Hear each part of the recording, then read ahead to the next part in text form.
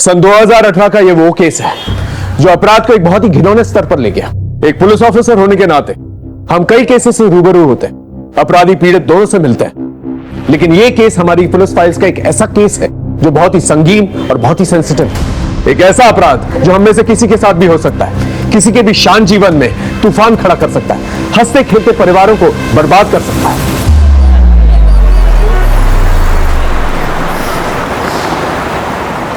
बच्चों, अच्छे से पढ़ाई करना और मार्क्स भी अच्छे से लाना। नेक्स्ट क्लास टीचर ये ना कहे कि आप लोगों को मैंने कुछ पढ़ाया नहीं। बट मैम, आप हमें क्यों नहीं पढ़ाएंगी नेक्स्ट क्लास में? वैसे भी शादी के बाद भी आप पढ़ा सकती हो ना। हाँ टीचर, लेकिन हमें आपसे ही पढ़ना है। हाँ टीचर, हमें आपसे ही पढ़ना है। आपसे ही पढ़ना है प्रिंसिपल मैडम अभी स्कूल में नहीं है, आप लोग उन्हें आने तो दीजिए। प्रिंसिपल को इतना ही पता होता तो ऐसे घटिया लोगों को काम पे नहीं रखते। बुलाओ उसे बाहर। तुम उसे बाहर बुलाओगे या हम अंदर जाए? बच्चों, आप ये नोट डाउन करो, मैं अभी आती हूँ। Okay miss. ये हमें कुछ नहीं सुना। बुलाओ उसे बाहर। हमें नहीं बुलाना। हमारे बच्चा ने नहीं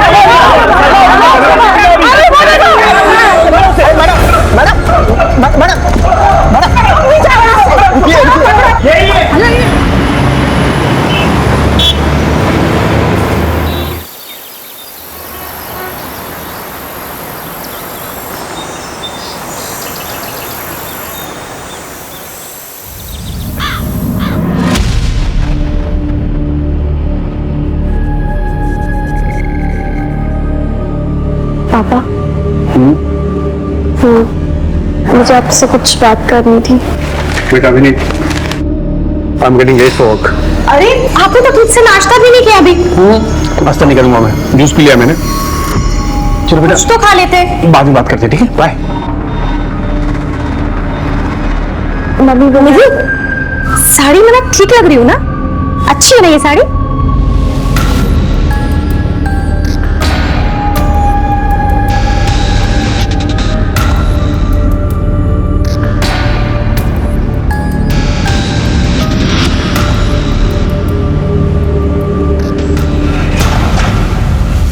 Natural numbers 1, 2, 3, 4. Sonali, even numbers 2, 4, 6, 8, 10. Good. निधि, odd number. निधि, क्या हुआ? सब ठीक है? मुझे फीवर जैसा लग रहा है, मैं घर जाना चाहती हूँ। चलो ऑफिस में मैं तुम्हारे पेरेंट्स को इन्फॉर्म कर देती हूँ। मैं अकेली चली जाऊंगी, मेरा घर पास ही है। Are you sure? चलो बच्चों, अब ये सब राइट डाउन करो अपनी अपनी नोटबुक में। मैं अभी चेक करूंगी सबका।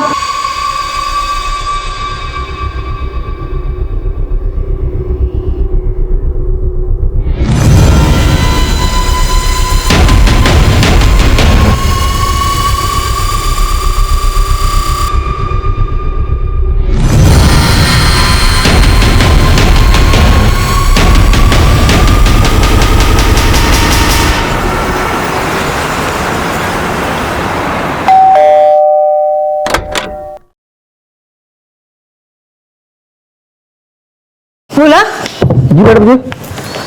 निधि कहाँ है? मैडम जी, निधि बेबी तो अभी तक स्कूल से आई नहीं। क्या आई नहीं अभी तक? मैडम, निधि अभी तक घर नहीं आई।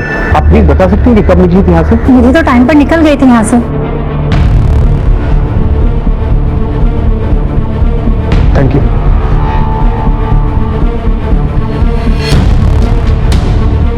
हाँ देवकी, निधि स्कूल से निकल गई थी, तो कहाँ गई होगी? और तुम्हें कैसे कुछ नहीं पता? हाँ, मुझे कैसे पता होगा सागर? मैंने उसके सारे फ्रेंड्स को कॉल किया, किसी को कुछ नहीं मालूम है। कोचिंग क्लास में भी कॉल किया था, तो वहां पे भी नहीं गई है। सागर, मुझे बहुत डर लग रहा है। सर, निधि स्कूल से निकल चुकी थी, लेकिन ना वो घर पहुंची ना अपने कोचिंग क्लास में। फिर ऐसे कैसे हो सकता है सर? प्लीज सर, कुछ कीजिए। आप लोगों ने सब जगह ढूंढा, शायद वो अपने दोस्त या रिश्तेदार के घर गई। निधि जहाँ जहाँ भी जा सकती थी, हमने सब जगह कॉल करके पूछ लिया है, किसी को कुछ नहीं मालूम। ठीक है, आप फिक्र मत कीजिए, हम पता करते हैं। और मीनवाइल अगर आप लोगों को कुछ पता चलता है तो प्लीज हमें बताइएगा। जी सर। माँ बाप के बताए हुए पते पे पूछताछ करो और ये फोटो को सभी हाईवेज और पेट्रोलिंग वैन्स पे फ्लैश करो। सर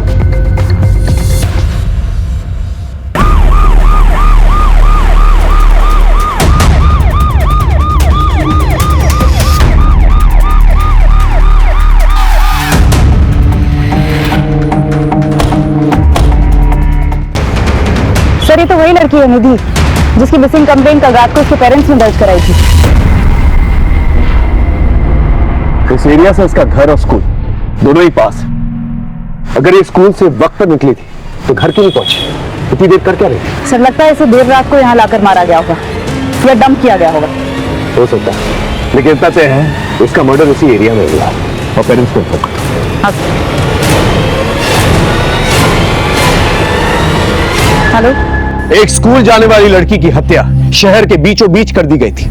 मामला बहुत ही नाजुक था। हमने बिना वक्त गवाए निधि और उसके परिवार से जुड़े सभी लोगों की जिंदगियों को टटोलना शुरू किया। यहां मैं एक बात बताना चाहूंगा आपको, केस जैसे शुरू हुआ था वैसा बिल्कुल भी नहीं था। इस केस में कई छोटे छोटे चक्रव्यूह थे जो हमारे पीठ पीछे एक बड़े भूकंप का माहौल इख्तियार कर रहे थे।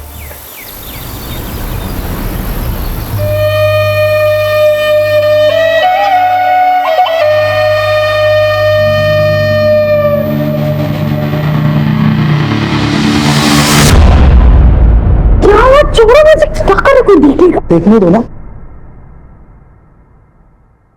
इसलिए बुलाया मुझे। मेरी कोई दोस्त है ना, आज पुराना किला घूमने जा रहा है, तो हमें भी चलना चाहिए। क्या बोलते हो? नहीं बाबा, सर पे एग्जामिनेशन है और कॉम्पिटिटिव क्लासेस भी शुरू हो गई है, मैं नहीं जा सकती। सॉल्यूशन है मेरे पास, मन मारा ना तुम। क्या यार, मैं तुम्हारे इतने करीब आने के बहाने बनाते रहता है, क्यों हो तुमसे दूर भागते रहते? That's not fair. क्या है भाई, काम करो ना अपना। चलो चलो चलते।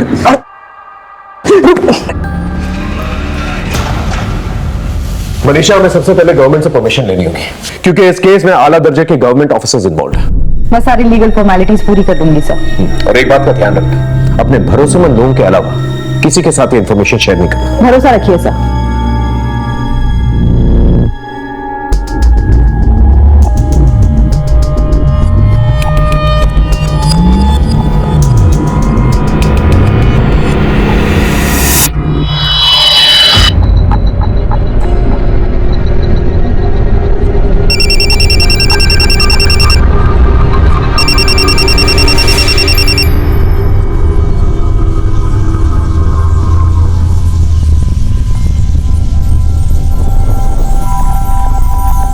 ठीक है, मैं आती हूँ।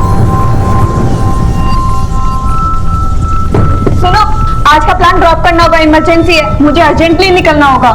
Bye.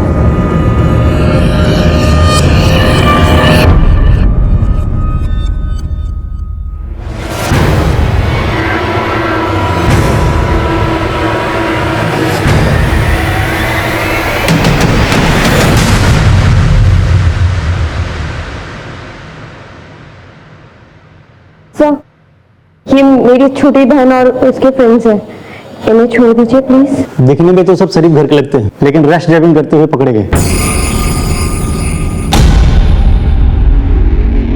I am so sorry sir, जो भी फाइन है वो मैं पे कर देती हूँ। ठीक है, 5 मिनट रुके, मैं साहब से सिग्नेचर लेके आता हूँ।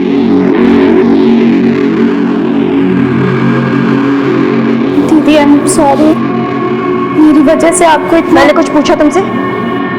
ये सब करने जाते हो तुम कॉलेज?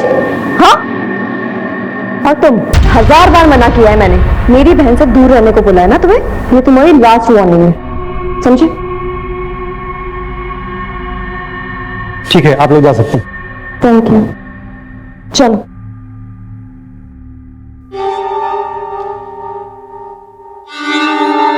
दुर्गेश, वो डॉक्टर कह रही थी कि ये समय बहुत अच्छा है माँ बनने के लिए। इतनी जल्दी क्या है? जल्दी मुझे नहीं, तुम्हारे पेरेंट्स को है। आखिर प्रॉब्लम क्या है? तुम मेरे सवालों के जवाब नहीं देते, लेकिन मुझे लोगों के सवालों के जवाब देने पड़ते हैं। हाँ तो दो, जिसे जो कहना है वो कहो, पर मुझे परेशान मत करो। अगर तुमने शादी माँ बनने के लिए की ना, तो किसी और से शादी कर लेती तो अच्छा होता।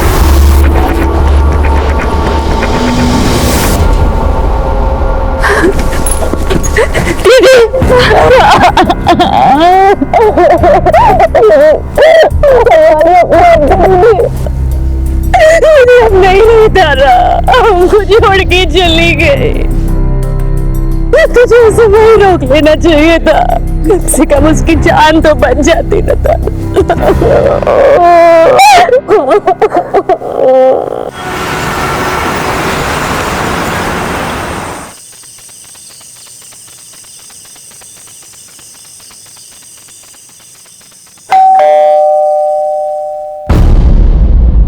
कहाँ रह गई थी? वो मैंने इसे बुला लिया था डिनर पर, तो बस इसीलिए लेट हो गए। चलो अब अंदर।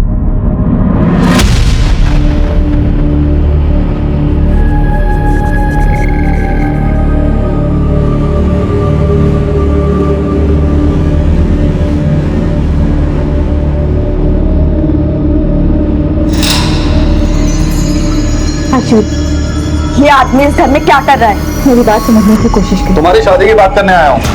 शादी? मुझे नहीं करनी कोई शादी वादी।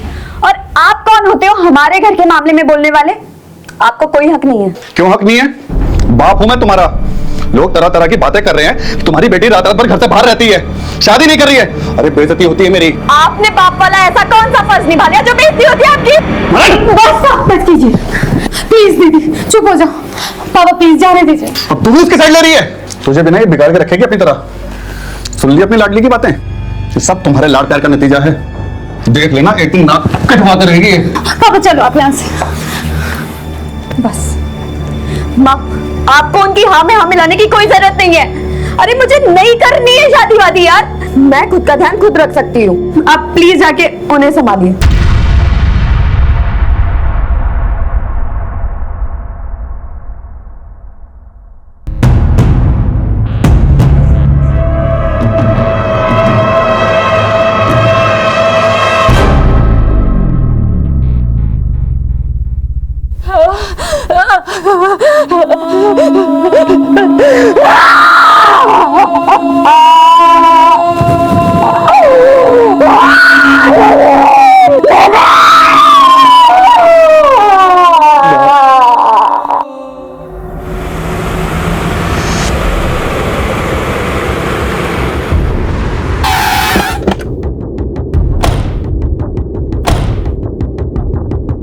इन दिनों आपने किसी को निधि का पीछा करते या फिर उस पर नजर रखते हुए देखा था? नहीं मैम। तो स्कूल में किसी लड़के से या टीचर से कोई लड़ाई झगड़ा? नहीं मैम, हमारे स्टूडेंट और स्टाफ में कोई ऐसा नहीं था जो निधि को पसंद नहीं करता। वो एक बिल्डिंग लड़की थी।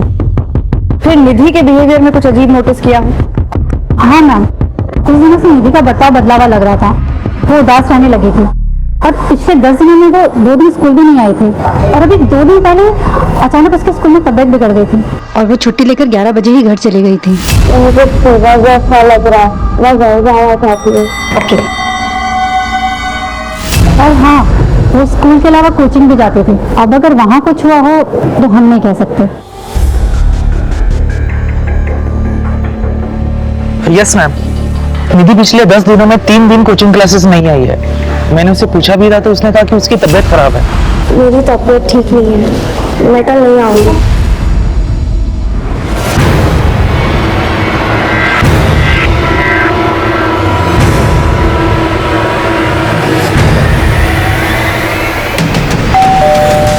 पिछले 10 दिनों में निधि स्कूल से 2 दिन और कोचिंग क्लास से 3 दिन एब्सेंट रही। उसकी तबीयत ठीक नहीं थी। निधि एब्सेंट थी? ऐसा कैसे हो सकता है सर? वो तो डेली जाती थी और तबीयत भी ठीक थी उसकी। लेकिन 2 दिन पहले सिकनेस की लीव लेके वो स्कूल से जल्दी निकली थी। लेकिन परसों वो कुछ देर से लौटी थी। निधि आज लेट हो गई और मुझे कुछ नोट्स कंप्लीट करनी थी, इसलिए स्कूल में देर हो गई। कितनी देर? करीब आधा पौन घंटा। स्कूल 1 बजे खत्म होता है। वो 11 बजे सिकनेस का बहाना करके निकल जाती है। तकरीबन 15 मिनट लगते हैं घर पहुंचने में। मान लेते हैं कि वो 4:30 बजे घर पहुंची, तो ये 4 घंटे वो थी कहाँ? मुझे गलत हो गया ये सब सुनकर। इसका मतलब निधि स्कूल और कोचिंग क्लासेस के बहाने कहीं और जा रही थी। माफ कीजिए, लेकिन निधि का कोई बॉयफ्रेंड वगैरह था? उसने आप लोगों से बात की थी इस बारे में या कुछ नोटिस किया आप लोगों ने? सर कैसी बात कर रहे हैं आप? छोटी सी बच्ची थी हमारी, अभी उम्र ही क्या थी निधि की? मेरी नॉलेज में तो ऐसा कुछ नहीं आया था। शायद व्यक्ति को पता हो। मुझे कैसे पता होगा? मैंने तो ये सब चीजें कभी नोटिस ही नहीं की। वैसे आपके आपसी रिश्ते कैसे हैं? हमारे रिश्ते का क्या होगा सर? कुछ भी तो नहीं। इसका निधि से क्या लेना देना है सर? वो जब भी कुछ मांगती थी, पूछती थी, हम ला कर देते थे उसके लिए। फूल सी बच्ची थी हमारी।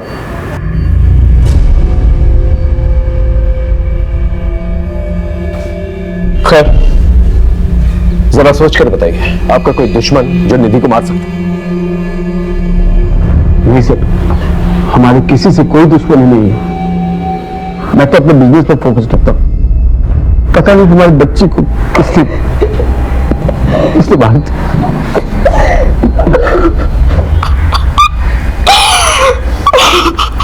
निधि अपने माँ बाप से जरूर कुछ छुपा रही थी और उसके माँ बाप हमसे कुछ छुपा रहे हैं। इनके आपसी रिश्तों के बारे में पता करो, पड़ोसियों से पूछताछ करो। बहुत सारी बातें जो है घर वालों से पहले मोहल्ले वालों को पता चल जाती है।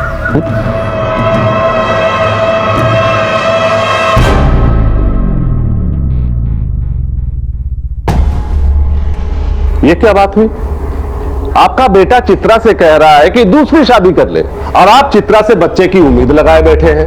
अरे नहीं नहीं समधी जी, जरूर पति पत्नी में कुछ कहा सुनी हुई होगी और आपकी बेटी घर की हर बात बताएगी और आप इस तरह लड़ने चले आएंगे। ये क्या बात हुई? मैं हूँ यहाँ पर, अभी इन लोगों का नया नया रिश्ता हुआ है, थोड़ा समय देते हैं इन्हें। वही तो मैं कह रहा हूँ समधन जी, आप ही लोग बच्चे की रट लगाए बैठे हैं और आप ही लोग समय देने की भी बात कर रहे हैं। इसमें चित्रा क्या करे?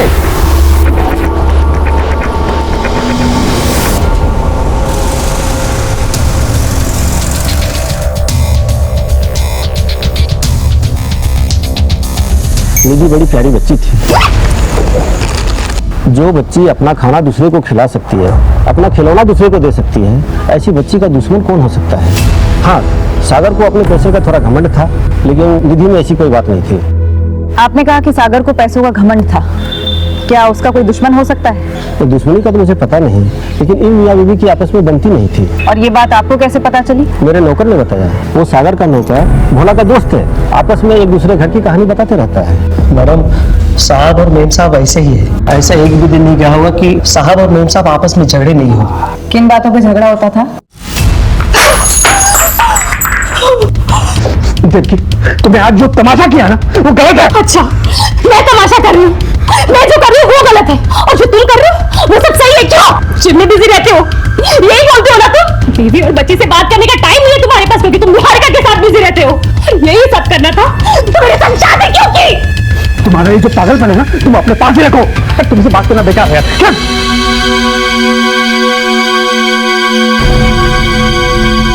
बेटा तुम अपने कमरे में जाओ। मैडम, किसी दूसरी औरत के कारण झगड़े होते थे, बाद में झगड़ा इतना बढ़ गया था कि साहब और मेम साहब अलग अलग सो रहे थे।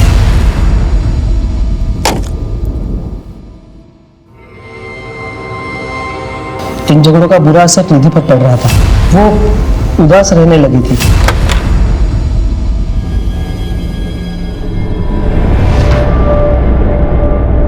निधि आज लेट हो गई? वो मुझे कुछ नोट्स कंप्लीट करनी थी, इसलिए स्कूल में देर हो गई। बोला जी मेम साहब। निधि के लिए खाना गर्म कर दो। जी।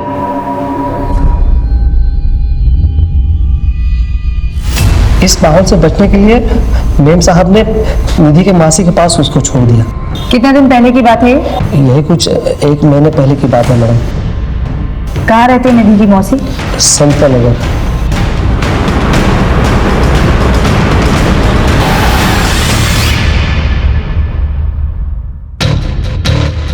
क्या यही है दिक्की की बहन का घर? सर पता तो यही बताया। प्रिया बेटा तुम अंदर जाओ। जी सर, 15 दिन से निधि यहीं पर थी। प्रिया से उसकी बहुत अच्छी बनती थी, बहुत अच्छे से रहती थी वो यहाँ। पर फिर दीदी का फोन आया और उन्होंने कहा कि वो निधि को लेकर जाएंगे। पर निधि तो यहाँ से जाना ही नहीं चाहती थी। मासी, मासी, मुझे नहीं जाना है मम्मी के साथ, मुझे यही रहना है आपके पास। इधर आओ बेटा, बैठ। निधि, सब ठीक हो गया है वहाँ। और तुम फिक्र क्यों कर रही हो? हम आएंगे ना तुमसे मिलने वहाँ। मासी, मैं हमेशा के लिए यही नहीं रह सकती क्या? मम्मी, निधि दीदी को यहीं रख लो ना। काश मेरी मम्मी भी आपके जैसी होती, आप मुझसे कितना प्यार करती हैं। और वहाँ मम्मी डैडी हमेशा झगड़ा करते रहते हैं। इसका मतलब ये बात सच है कि आपके जीजा जी और दीदी के बीच में जो झगड़ा होता था किसी लड़की की वजह से होता था। उस लड़की का नाम पता है आपको? उनके ऑफिस में एक लड़की है, उनकी असिस्टेंट निहारिका। जैसे जैसे उनका पैसा बढ़ता जा रहा है, वैसे वैसे हमारे बीच में दूरियां बढ़ती जा रही हैं। हाँ सर, निहारिका नाम की सेक्रेटरी थी, उसे लेकर ऑफिस में झगड़ा हुआ था।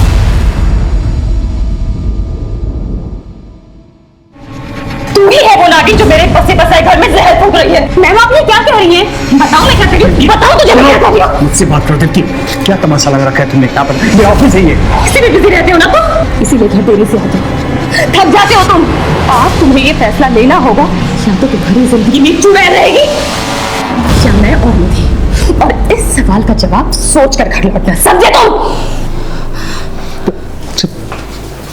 अफेयर था या नहीं वो तो मुझे नहीं पता सर, लेकिन उसकी बड़ी बेइज्जती हुई। उस दिन के बाद से निहारिका ने ऑफिस आना भी बंद कर दिया। ठीक से करो। मैडम, हॉस्पिटल से फोन आया है, निधि की पोस्टमार्टम रिपोर्ट आ गई है।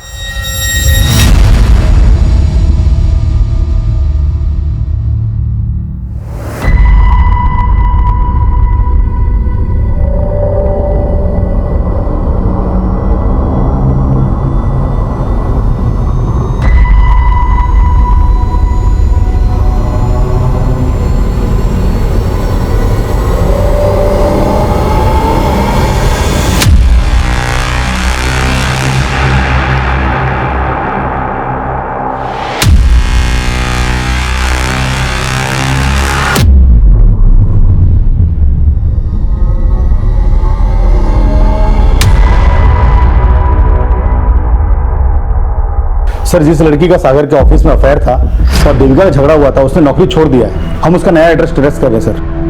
सर, निधि की पोस्टमार्टम रिपोर्ट काफी शॉकिंग।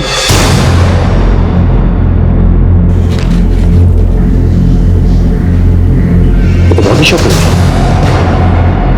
एक नाबालिग लड़की के साथ गैंगरेप किया गया है, 6 लोगों की सीमन में। ये केस सिर्फ मर्डर का केस नहीं, सेक्सुअल एक्सप्लॉयटेशन का भी केस है। मैं भी हैरान रह गई सर, इतना ब्रूटल असॉल्ट, वो भी रिपीट हुई। एक काम करो, निधि से रिलेटेड सारी इंफॉर्मेशन कलेक्ट करो।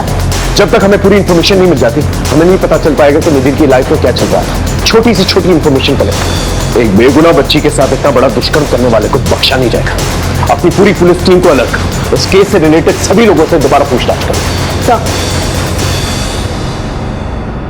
पोस्टमार्टम रिपोर्ट आने के बाद हमारा पूरा पुलिस डिपार्टमेंट हिल चुका था, क्योंकि अब हत्या के साथ साथ सामूहिक बलात्कार की धाराएं भी जुड़ चुकी थी।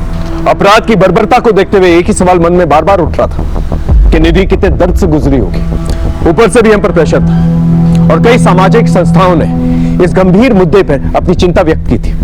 सवाल कई थे और जवाब ढूंढने में हम सरगर्म थे। हमारी पुलिस टीम के अलावा भी हमने इस केस की छानबीन में और लोगों को जोड़ लिया था। एक आम घर की आम लड़की के साथ इतना बड़ा जुर्म एक बहुत बड़े अपराध की दस्तक था, और इस दस्तक को पकड़कर असली अपराधी तक पहुंचना हमारे लिए एक बहुत बड़ा चैलेंज।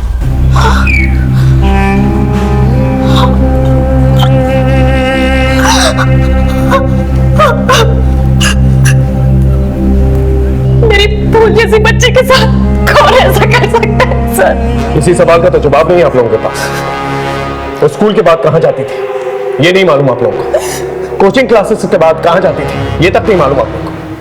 देख लिया आपने, इतना बड़ा अपराध हुआ इसके साथ। और हैरत की बात यह है ये उसके साथ पहले भी होता है। ये तो हमें पड़ोसियों ने बताया कि वो खामोश रहती थी, उदास रहती थी, लेकिन आप लोग को ये तक नहीं पता उसकी जिंदगी में क्या चल रहा है। मुझे आपसे कुछ बात करनी थी। सब मेरी फूल जैसी बच्ची ने किसी का क्या बिगाड़ा था तो उसके साथ इतना बड़ा जुल्म हो गया। देखिए, पहले मामला मर्डर का था, अब क्लियर हो चुका है कि निधि का गैंग रेप छुपाने के लिए उसका मर्डर किया गया।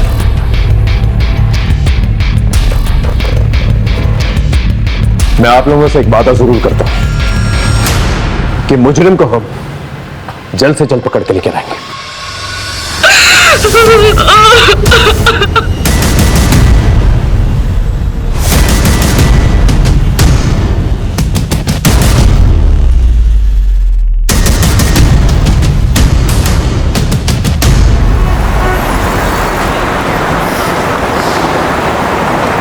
सलाम सर।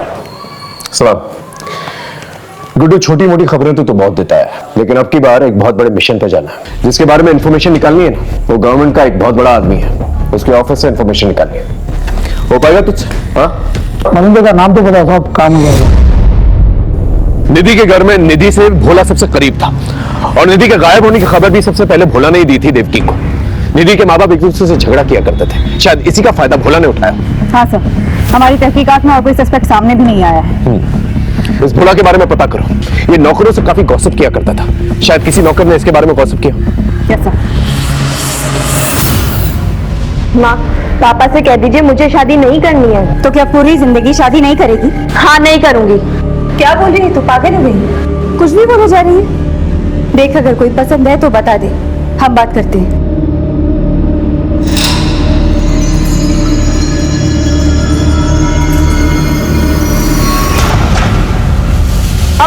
इसे क्या हुआ है? क्या देख। सुहाना, क्या हुआ है तुझे? हम लोगों को लड़ता देख करके तू रोए, ये तो पॉसिबल नहीं है। तो बता, क्या हुआ? आयुष से झगड़ा हुआ है? फिर से उसने तुझे कुछ कहा है? बोल ना। कुछ नहीं दीदी, वो मेरी तबीयत ठीक नहीं है और सर में भी थोड़ा दर्द हो रहा है। तू सच कह रही है? हाँ दीदी, तुम्हारी कसम।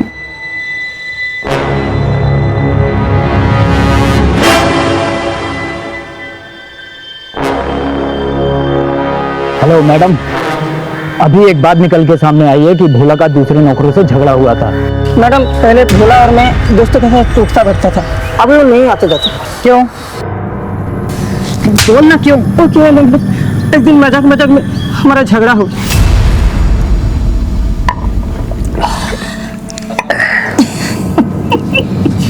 क्या है बोला? तेरा साहब का अभी भी चक्कर चल रहा है क्या? अरे उनके मामले में नहीं बोलते, वो बड़े लोग हैं। बड़े तो उनकी बेटी भी हो रही है। क्या बोलना क्या चाहता था? बोलना, हाथ मारता है कि नहीं? हाँ? साइकिल सिखाने के बाद आप छोड़ेंगे नहीं तुमको, छोड़ेंगे नहीं हमको। क्या बोल रहे ना? मैंने तो उसको वही कहा था जो भोला की फितरत थी। कॉलोनी के सब काम वालियों के पीछे पड़ा रहता था, अक्सर निधि के साथ भी साइकिल सिखाते हुए दिखता था, इसलिए थोड़ा मजाक किया था तूने। नाबालिग लड़की के लिए घर के नौकर से गंदी बातें करनी तुझे मजाक लगता है?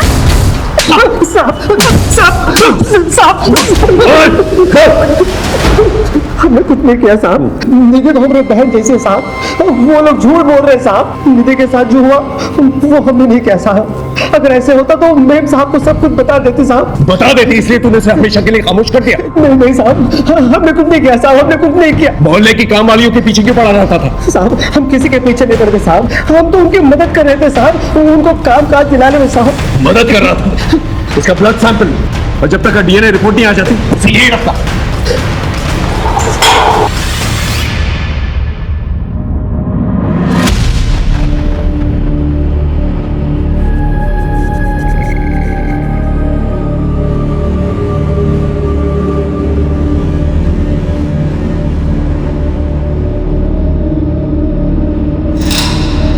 मैम, मैम,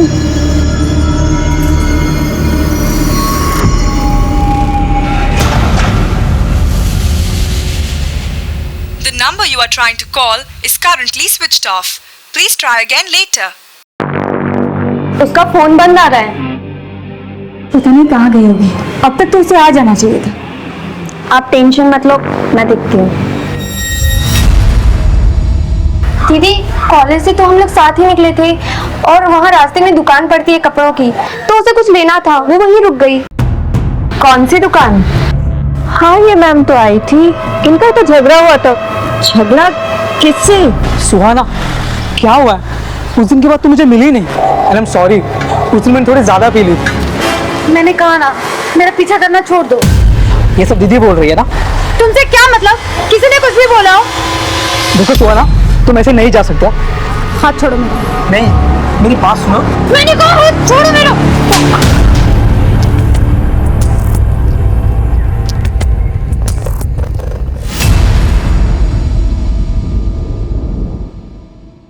सर, ये मेरी छोटी बहन है सुहाना। सर 18 साल की है, कॉलेज से घर ही नहीं लौटी। हम लोगों ने हर जगह ढूंढा पर कोई इन्फॉर्मेशन नहीं मिल रही है। और सर इसका फोन भी बंद आ रहा है। आपको किसी पर शक है या किसी लड़के से कोई अफेयर? जी सर, आयुष सुहाना का बॉयफ्रेंड था। इन दोनों का ब्रेकअप हो गया था, पर अभी रिसेंटली मुझे पता चला है कि इन दोनों में झगड़ा हुआ था। सुहाना का बॉयफ्रेंड था? ये बात मुझे पहले क्यों नहीं बताई? आप कौन है? सर मैं सुहाना और इसका पिता हूं, लेकिन इन लोगों के साथ रहता नहीं हूं सर। क्यों? दरअसल हमारी आपस में बनते नहीं सर। सुजाता, ये सब सिखा रही है अपनी लड़कियों को? अच्छा, जो आपको सिखाना चाहिए था वो तो आपने कभी सिखाया नहीं हमें। ये क्या लगा रखा है तुम लोगों ने? और ये आयुष कहाँ रहता है? चल बता, सुहाना कहाँ है? सर मुझे नहीं पता सुहाना कहाँ है। अभी 2 दिन पहले हमारा ब्रेकअप हो गया था। और ब्रेकअप के बाद गायब कर दिया उसे। बोल कहाँ है वो? अश्विनी झूठ बोल रही है मुझे फंसाने के लिए। वो तो पहले से मुझ पे चिढ़ती थी और उस दिन के बाद कुछ ज्यादा ही। ये सब करने जाते हो तुम कॉलेज? हाँ, और तुम 1000 बार मना किया है मैंने, मेरी बहन से दूर रहने को बोला है ना तुम्हें। ये तुम्हारी लास्ट वार्निंग है। उस दिन गलती हो गई मुझसे, लेकिन अश्विनी के कहने पर सुहाना ने मिलने से भी मना कर दिया था। बॉयफ्रेंड था ना तो उसका? बता कहाँ गई वो? मुझे कैसे पता चलेगा सर? मैं तो बताऊँ आश्विनी का क्या धरा है ये सब मुझे फंसाने के लिए। मुझसे नफरत करती थी और इसलिए मुझ पे ना ये सब झूठे इल्जाम लगा रही है। सुहाना की डिटेल्स निकालो, सारे इलाके में पूछताछ करो, शायद कुछ पता चले। Okay sir.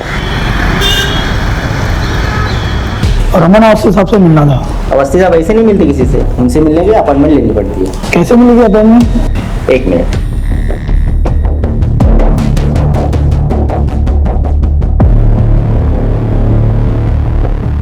ये लीजिए, साहब का नंबर है, फोन कर लेना। Thank you.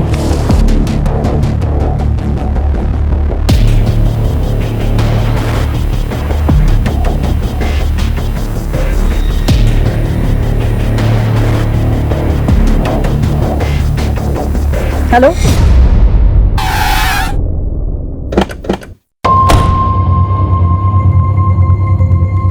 हमने निधि से पूछा था लेकिन उसने कभी बताया नहीं मैडम, उसके आगे पीछे किसी को नहीं देखा। मैडम इतना बड़ा हादसा हुआ है हमारे स्कूल की लड़की के साथ। हमने भी एक स्टूडेंट और टीचर से बातचीत की है, परंतु किसी को कुछ पता नहीं।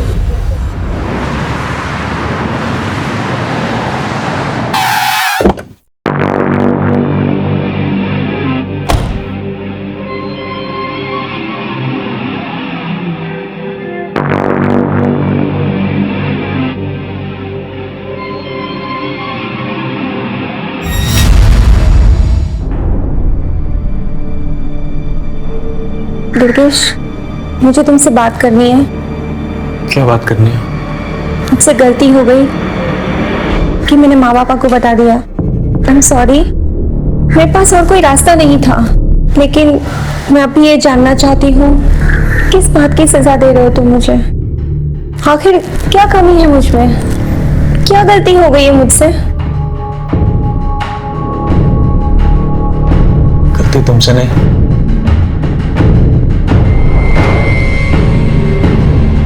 मुझसे हुई।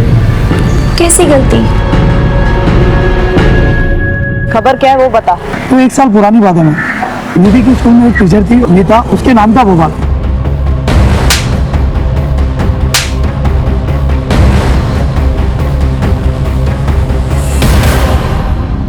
लेकिन ये बवाल हुआ क्यों था? एक वीडियो वायरल हुआ था उसका, सेक्स वीडियो।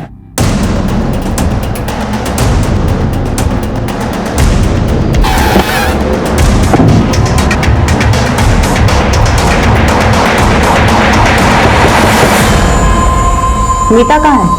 उसे बुलाइए, हम उसे कुछ जानना चाहते हैं। मीता ने तो आत्महत्या कर ली। अच्छा हुआ जो उसने खुद ही जान दे दी, वरना मैं अपने हाथों से मार देता उसे। उस लड़की ने नाक कटवा दी थी मेरी। कितनी बेइज्जती हुई हमारी। गुप्ता जी, हाय हाय, गुप्ता जी, हाय हाय, गुप्ता जी, हाय हाय, ले चलो इसे। गुप्ता साहब, हाय हाय, गुप्ता साहब, ये देखिए, देखिए अपनी बेटी की करतूत। ये गुल खिला रही है आपकी बेटी। ये हमारी बेटियों को पढ़ाएंगी और उन्हें अपने जैसा बनाएंगी। पापा मेरी बात का यकीन कीजिए पापा, ये वीडियो मुझे ब्लैकमेल करके बनाया गया पापा। अरे ये क्या किया तूने? हमें किसी को मुंह दिखाने के लायक नहीं छोड़ा तूने। पापा मैं सच कह रही हूं। देखिए बस, अब आप लोग अपना ठिकाना कहीं और देख लो, वरना भारी पड़ेगा आप लोगों को। कह देते हैं, चलो रे। बहुत बदनामी हो गई थी, इसलिए दुर्गेश ने सगाई तोड़ दी। कोई भी लड़का वही करता तो दुर्गेश ने किया। थोड़ी सी शर्म बची थी, इसलिए मीता ने आत्महत्या कर ली।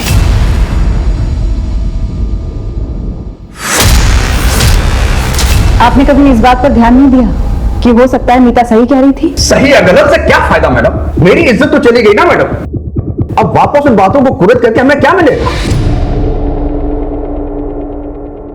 निधि और उसकी टीचर मीता दोनों का ही सेक्सुअल असॉल्ट हुआ था और दोनों का ही एक ही स्कूल से कनेक्शन भी था। इसलिए हमने मीता के केस के इन्वेस्टिगेशन ऑफिसर से मुलाकात की। सर, ये वीडियो वायरल हुआ था उस लड़की का, जिसके वायरल होने के बाद मीता पर मॉब ने अटैक किया और उसके बाद उसने सुसाइड कर लिया। हम अपनी इन्वेस्टिगेशन तो कर ही रहे थे सर, पर आगे इस केस में कुछ क्लू नहीं मिला। इस वीडियो में जो लड़का है, इसकी पहचान हुई है? नहीं सर। मीता के मंगेतर का एड्रेस है?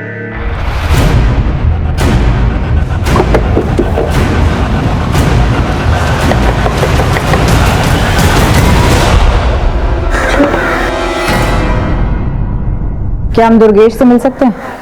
उन्होंने 1 महीना पहले ही सुसाइड कर लिया। क्या आपको दुर्गेश की मंगेतर मीता के बारे में कुछ पता था? जी हाँ, खुद दुर्गेश ने मुझे बताया था। मैं अपने पाप का प्रायश्चित करना चाहता हूँ।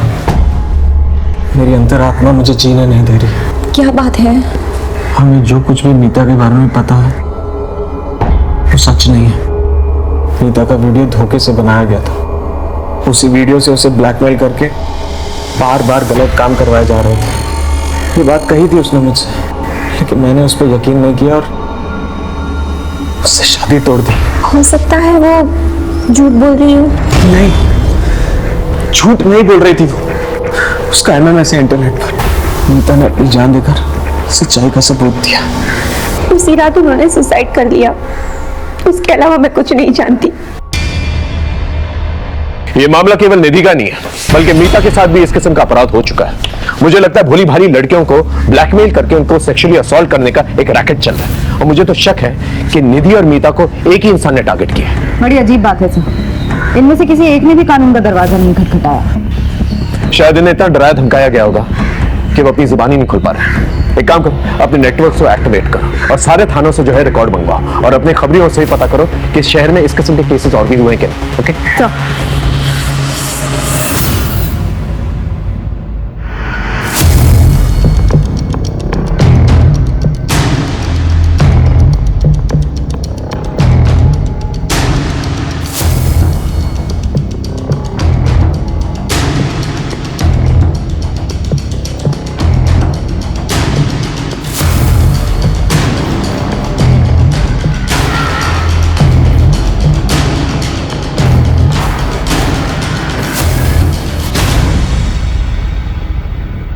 यही शॉप है, इसका लाइसेंस 2004 में लिया गया था।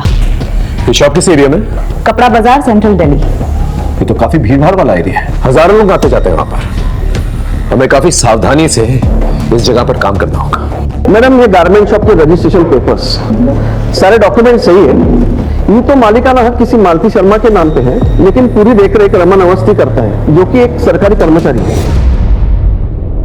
हमारा ये केस केवल निधि की हत्या का केस नहीं था, बल्कि मीता और भी कई लड़कियों से जुड़ा हुआ था। जैसे जैसे हम केस में आगे बढ़ रहे थे, हमें इस बात का खुला आभास हो रहा था कि इस केस के कई सिरे हैं जो अभी तक हमारे हाथ में आने बाकी हैं। लेकिन हर एक केस में साजिश की बू आ रही थी और एक बड़े अपराध की तरफ इशारा कर रही थी। हमने एक एक पुलिस स्टेशन में आई हुई मिसिंग कंप्लेंट्स को टटोलना शुरू किया और उनसे रिलेटेड सारी इंफॉर्मेशन जमा करनी शुरू की, क्योंकि अब तक यह साफ हो चुका था कि हमारा पाला एक बहुत ही शातिर और गंदी जहनियत के मुजरिम से था। सर मैंने वहाँ फोन किया था लेकिन वहाँ से कुछ पता नहीं चला। ठीक है, ट्राई करता हूँ। Okay sir.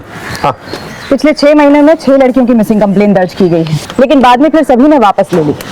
अंदर की बात है कि इन सभी के साथ सेक्सुअल असॉल्ट हुआ था। घर की इज्जत खो जाने के डर से फैमिलीज ने कंप्लेंट वापस ले ली, लेकिन एक लड़की है जिसकी मिसिंग कंप्लेंट अभी भी दर्ज है, सुहाना शर्मा। ये अभी तक मिली नहीं है। किस थाने की रिपोर्ट है? अलीपुर।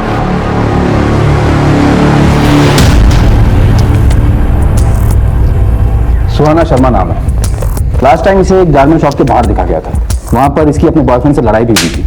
हमने इसके बॉयफ्रेंड को डिटेन भी किया, पर उसने कहा कि वो इस लड़की के बारे में कुछ नहीं जानता। इसकी बहन अश्विनी ने कंप्लेंट दर्ज करवाई थी हमारे यहाँ। हमने काफी ढूंढने की भी कोशिश की, लेकिन कोई लीड नहीं मिला, और बाद में इसकी फैमिली ने भी अपडेट लेना बंद कर दिया। इनकी फैमिली का कोई कॉन्टैक्ट नंबर? आपने जब इन्फॉर्म किया कि आप यहाँ आ रही हैं, तो मैंने कांस्टेबल से कहा था कि इनकी फैमिली से कांटेक्ट करें। ठीक है। अश्वी से कोई कांटेक्ट हुआ? सर अश्वी का नंबर भी बंद आ रहा है और वो ट्रेस भी नहीं हो रही है।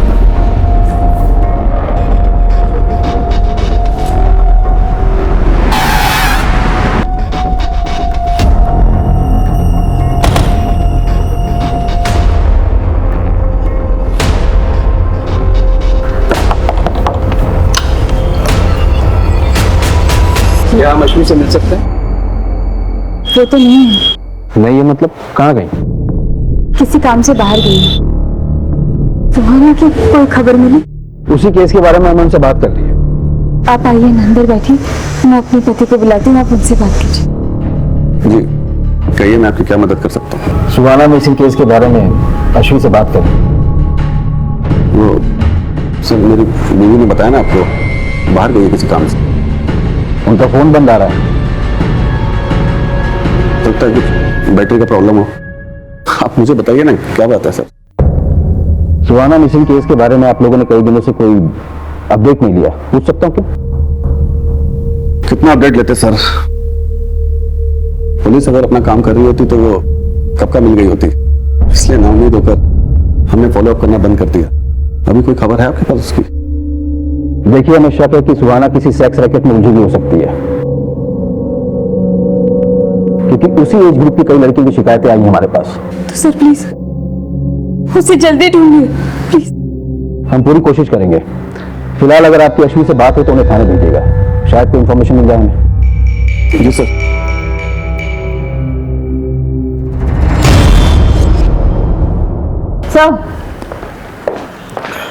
अश्वी का नंबर पिछले 15 दिनों से बंद आ रहा है और उसके पड़ोसियों ने भी उसे देखा नहीं, लेकिन एक नंबर है कॉल रिकॉर्ड्स में जो बार बार फीचर होता है, जिससे अश्वी लगातार टच में थी।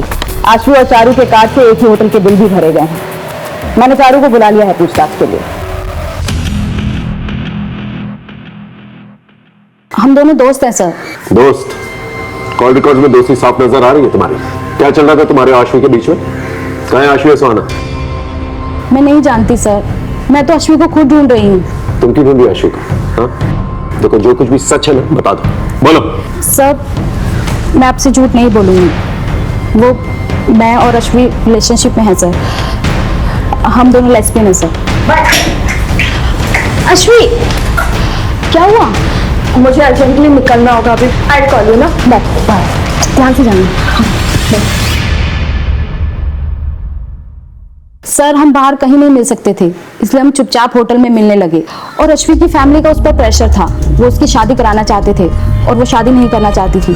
फिर सुहाना गायब हो गई और अचानक से कुछ दिन बाद अश्वी भी गायब हो गई सर। तो क्या आशवी के फादर तो कह रहे थे ऑफिस के काम से वो बाहर गई? नहीं सर, वो कहीं बाहर नहीं गई है, मैं खुद उसके ऑफिस में काम करती हूँ सर। इसका मतलब आशवी के फादर ने हमसे झूठ कहा। थाने बुलाओ। सच बोलकर अपनी इज्जत की धज्जियां उड़ाते क्या? एक तो पहले ही सुहाना का गायब होने के गम से हम लोग उभरे नहीं थे, क्या अचानक कि आशवी की सच्चाई सामने आ गई? कैसी सच्चाई? आशवी कहाँ से आ रही? सर मेरी पत्नी मर चुकी है, इसलिए मैं कभी कभी कॉल गर्ल्स को बुला लिया करता था। और एक दिन मेरे दोस्त अभय की बेटी आशवी आ गई, और सर एक सच्चे दोस्त के नाते ये बात मैंने अभय को बता दी। सर जान से मार दूंगा तुझे। झूठ बोलता है, यकीन नहीं होता ना? इस नंबर पर बात कर ले।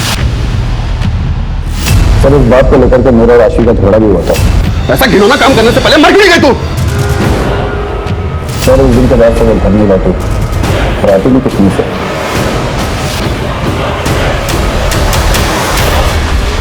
कहां से बुलाया था आश्वी को?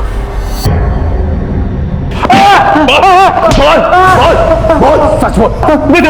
बताता साहब, इस तरह का एक ही नहीं 50 धंधे चल रहे हैं। मैं तो सिर्फ दलाल हूँ, असली धंधा तो वहां से ऑपरेट हो रहा है। मुझे पीट के कुछ नहीं मिलेगा। सच बोल। हमारी इन्वेस्टिगेशन में हमें वहां पर कुछ भी नहीं मिला। सच बोल। ऐसे कुछ नहीं मिलेगा। वहां जाकर बोलिए दामोदर ने भेजा है, अनारकली चाहिए।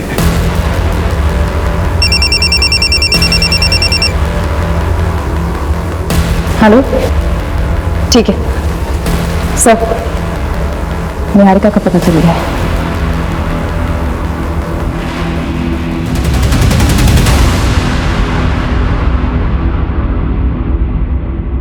सर मेरा यकीन मानिए, निधि की मौत से मेरा कोई लेना देना नहीं है। फिर भागी क्यों थी? मुझ में हिम्मत नहीं रही कि मैं अपने कलीग से नजरें मिला पाऊं, इसलिए मैं वहां से निकल गई थी सर। जहां इतनी बातें वेरीफाई हुई हैं, तुम्हारा स्टेटमेंट भी वेरीफाई होगा, और जब तक ये बात सच नहीं साबित हो जाती तुम यहीं रहोगी।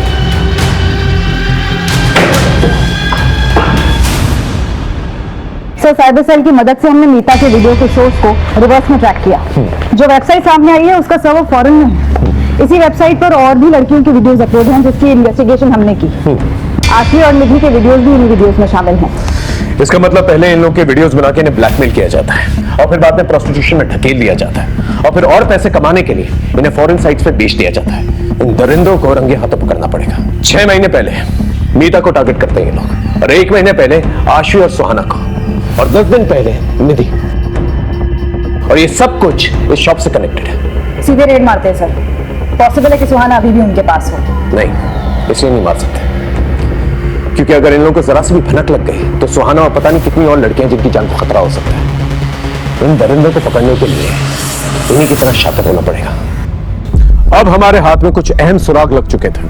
अब जरूरत थी पूरी जिम्मेदारी के साथ, सावधानी के साथ प्लानिंग करके इस मिशन को अंजाम देने की। हमारी जरा सी भी लापरवाही मुजरिम को चौकन्ना कर सकती थी, उन्हें फरार होने का इशारा दे सकती थी। इसलिए पूरी जिम्मेदारी के साथ और मामले की संजीदगी को समझते हुए हमने प्लानिंग शुरू की।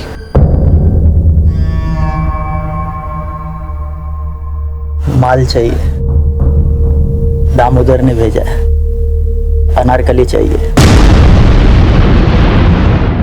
मिलेगा ना? असली वाला और कौला। माल दोगे तो सब मिलेगा।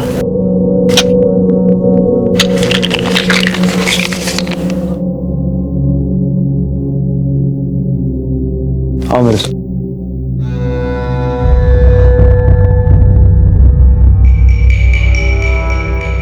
अंदर आओ।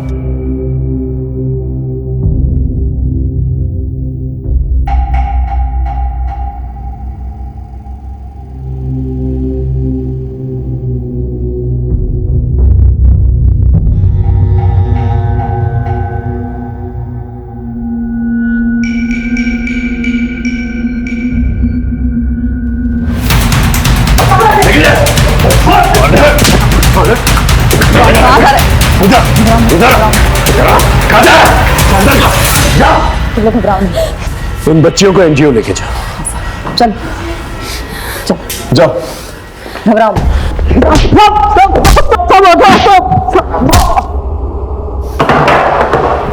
बोल। मीता, सुहाना, आशु, सब बाकी लड़कियों को मैंने धंधे को उतारा। किसी की मजबूर बहू बेटियों को बेचकर उनसे पैसे कमाकर उसे धंधे का नाम देता। गवर्नमेंट ऑफिसर होकर ऐसी नीच हरकतें करते हुए शर्म नहीं आई तुझे? हाँ? अब सच सच बता, कौन कौन इन्वॉल्व है तेरे साथ इस धंधे में? बोल। सब मैं हूँ अकेला। सब मैंने दिखावे के लिए गारमेंट शॉप खोल के रखी है, और वहीं से हम लोग अपना शिकार तलाश करते हैं। और ट्रायल रूम किधर है? बता दो। उस तरफ।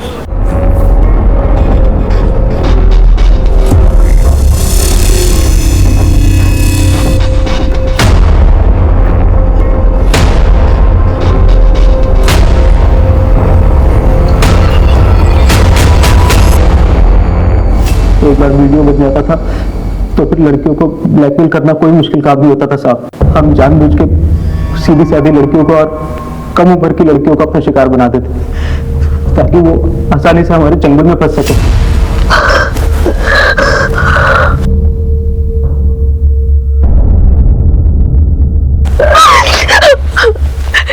प्लीज प्लीज प्लीज मेरा वीडियो वायरल मत करना, मेरी शादी होने वाली है। तुम जो बोलोगे, जैसा बोलोगे मैं करूंगी, प्लीज। सुहाना को तूने इस तरह से फंसाया, आशवी को कैसे फंसाया?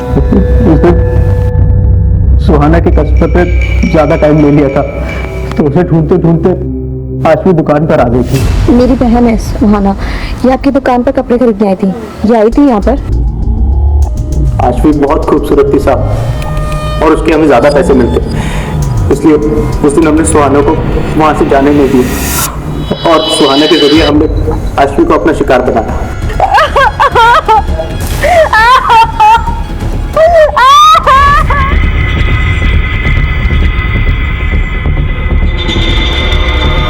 कहाँ है आशवी? आशवी तो कब की मर गई साहब।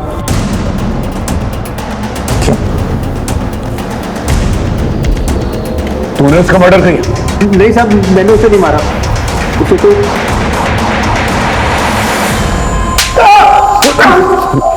कबीर, बड़ी इज्जत की बातें कर रहा था ना तू, कि इज्जत के मारे वो कहीं चली गई। फिर रमन को फोन करके उसे वापस क्यों बुलाया? बोल। यकीन नहीं होता ना? ले इस नंबर पे बात करके देख ले।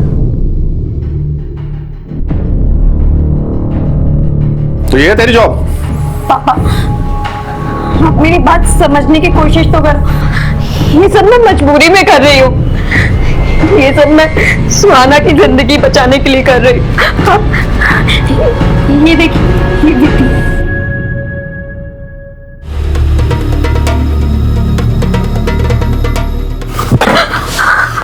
मुझे पहले ही पता था, खुद तो बर्बाद हो गई और उसे भी नर्क में झोंक दिया तूने। इसकी जिम्मेदार भी आप है। आज ये किस्सा मैं खत्म करके ही रहूंगा। इसका मतलब आशवी ने सच कहा था, वो सुहाना को बचाना चाहती थी, लेकिन तूने उसे मार डाला। बाप का हक तो जताना चाहता था, लेकिन फर्ज नहीं निभा पाया। उसने एक बार तुझसे भरोसे की उम्मीद की थी, अगर तूने उस पर भरोसा कर लिया होता तो आज वो जिंदा होता।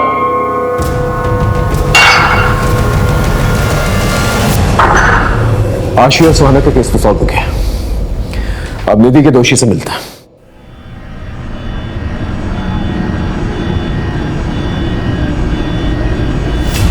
आशवी, सुहाना, उम्मीदा को तूने नहीं मारा, फिर उस मासूम बच्ची की क्या गलती थी? निधि, उसे क्यों मारा? निधि किसी के लिए खतरा बन गई थी, इसलिए उसे मारना पड़ा।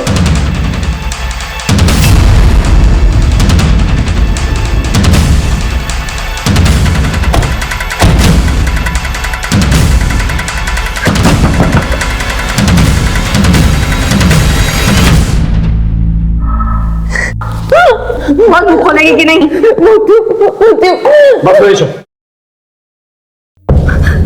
सब बताती हूँ सर, मेरे पति शिव का बिजनेस अच्छा नहीं चल रहा था और मुझे पैसे चाहिए थे।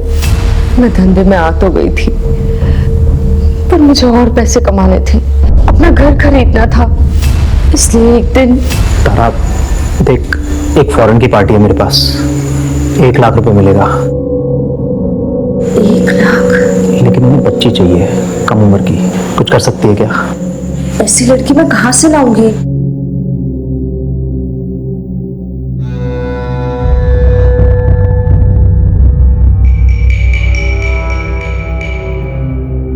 रमन, तेरी हिम्मत कैसे हुई मेरी बेटी को आंख उठा के देखने की? दोबारा देखना तो आंखें नोच लूंगी, मैं बता रही हूँ। देख ले तारा, तेरे फायदे के लिए कह रहा हूँ, 1 लाख रुपए कम नहीं होते। घर खरीदना ना तुझे। और फिर एक दिन निधि,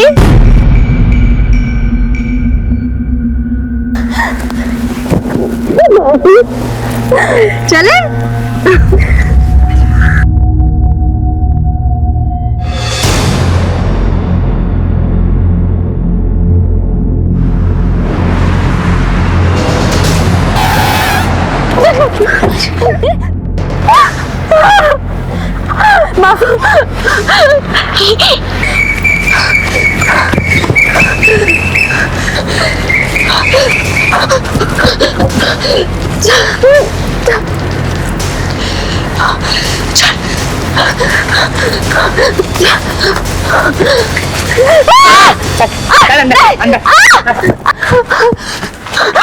मेरी बेटी को छोड़ दो, मेरी बेटी को छोड़ दो। तुझे भले ही पैसे से प्यार ना हो, लेकिन मुझे तो है। मैं तो वसूल करके रहूंगा। मैं दे दूंगी। बच्चे को लेकर आओ। कितने पैसे देगा इस लड़की के बता? मुझे तो ये नहीं, मुझे तो ये चाहिए। वो चाहिए? नहीं, निकल।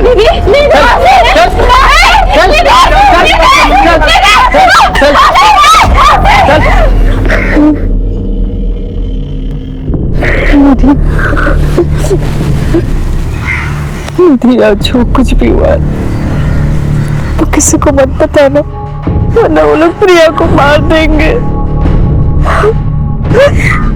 नहीं बताएगी ना?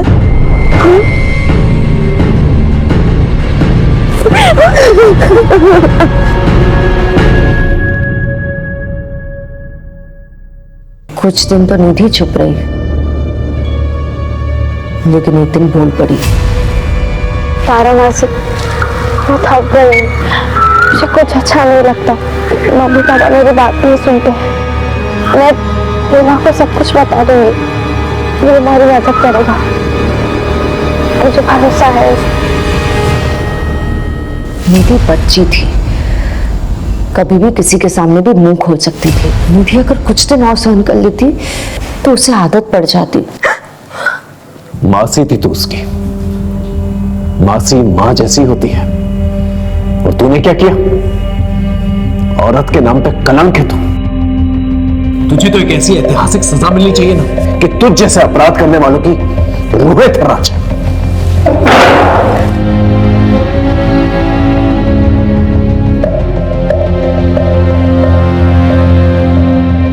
जो संगीन जुर्म इस औरत ने किया है, अगर कानून में फांसी से बढ़कर भी कोई सजा होती तो मैं उसकी मांग करता जज साहिबा। ये औरत जात के नाम पर एक कलंक है। फांसी की सजा भी इस औरत के लिए कम होगी। निधि शर्मा के बलात्कार और फिर हत्या में तारा शर्मा ने जो भूमिका निभाई है, निधि ने अपनी मां से भी ज्यादा प्यार अपनी मासी से किया था, भरोसा किया था, और उसी मासी ने अपनी लालच के लिए उस मासूम को मौत के मुंह में धकेल दिया। लिहाजा तमाम सबूतों और गवाहों को मद्देनजर रखते हुए ये अदालत आरोपी तारा शर्मा को 20 साल की कैद बामुशक्कत की सजा सुनाती है। इस गिरोह के सरगना रमन अवस्थी और अन्य आरोपियों को भी सजा सुनाई जाती है। जिस तरह तारा का ये अपराध जुर्म की किताब का एक स्याह पन्ना है, उसी तरह तारा को दी जाने वाली ये ऐतिहासिक सजा दूसरे अपराधियों के लिए एक रोशन मिसाल बनेगी। तारा ने निधि का भरोसा जीता और उसे अपना शिकार बनाया। आश्री पर अभय ने भरोसा नहीं किया और उसे मौत के घाट उतार दिया। फिर मीता के पिता और उसके मंगेतर दुर्गेश ने भी उस पर भरोसा नहीं किया और उसे अपनी जान देनी पड़ी। निधि के बदले हुए बर्ताव में छिपी हुई दस्तक सबने महसूस की, लेकिन अपनी दुनिया में मगन उसके मां बाप ये दस्तक सुन नहीं पाए। इस केस को ऐतिहासिक केस इसलिए भी कहा जा सकता है क्योंकि ना ही सिर्फ इस केस में महिला को दी गई सजा बड़ी थी, बल्कि हमने इस केस को चंद महीनों में सॉल्व कर लिया था। जज साहिबा ने केवल ऐतिहासिक सजा नहीं सुनाई थी, बल्कि ऐतिहासिक जागरूकता भी लाई थी। देखते हैं हमारे आज के एपिसोड की दूसरी खबर।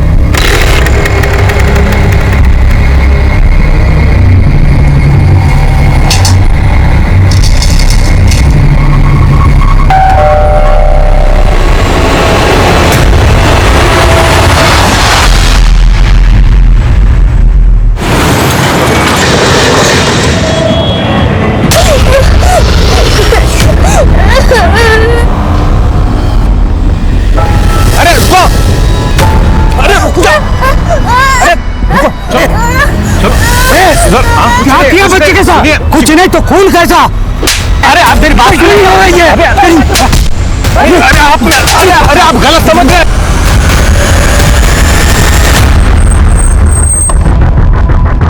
दौड़े पीछे हटाओ सबको। आइए साहब, आइए साले, यही है जो बच्चे को जबरदस्ती लिए जा रहा था। देखो कौन है? हॉस्पिटल लेकर जाओ उसको। कौन है बच्चे? क्या किया इसके साथ? मैंने कुछ नहीं किया बच्ची के साथ। मैं तो मदद कर रहा था उसकी। वो रोड पे अकेली खड़ी रो रही थी साहब। बेटा ये खून कैसा? मैंने बहुत पूछा उससे, उसने कुछ नहीं बताया। साहब वो जगह सुनसान थी और मैं उस बच्ची को सेफ जगह ले जा रहा था। मैं आप लोगों को कॉल करने ही वाला था कि वो बच्ची भाग गई। फिर इन लोगों ने मुझे गलत समझा और मेरी पिटाई कर दी। नाम क्या तेरा? सरोज। साहब यहाँ मिली थी बच्ची मेरे को। सावन आसपास चेक करो, शायद कुछ मिले। और कौन था? सर यही वो आदमी है, बोल रहा है बच्ची यहाँ मिली थी। बच्ची की हालत कैसी है? सर मैंने उसे गावड़े के साथ हॉस्पिटल भेजा है। वो बच्ची तुम्हें यहाँ मिली थी, इसका कोई गवाह है तुम्हारे पास? कैसे होगा साहब, जब मैं उस बच्ची को ले जा रहा था कोई नहीं था। अगर तुम हमें घुमा रहे हो तो तुम्हारे खुद के लिए अच्छा नहीं होगा। साहब मैं सच बोल रहा हूँ। देखते हैं।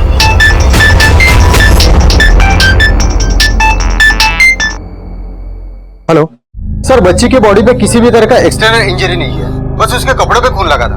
मोलेस्टेशन के साइन? नहीं सर, लेकिन बच्ची के गले पे एक स्क्रैच मार्क है। शायद किसी ने बच्ची को गला दबा के मारने की कोशिश की गई। अगर उस बच्ची को गला दबा कर मारने की कोशिश की गई तो उसके कपड़ों पर इतना खून कैसे आया? सर वहां पे खून मिला। मैं बाद में कॉल करता हूँ।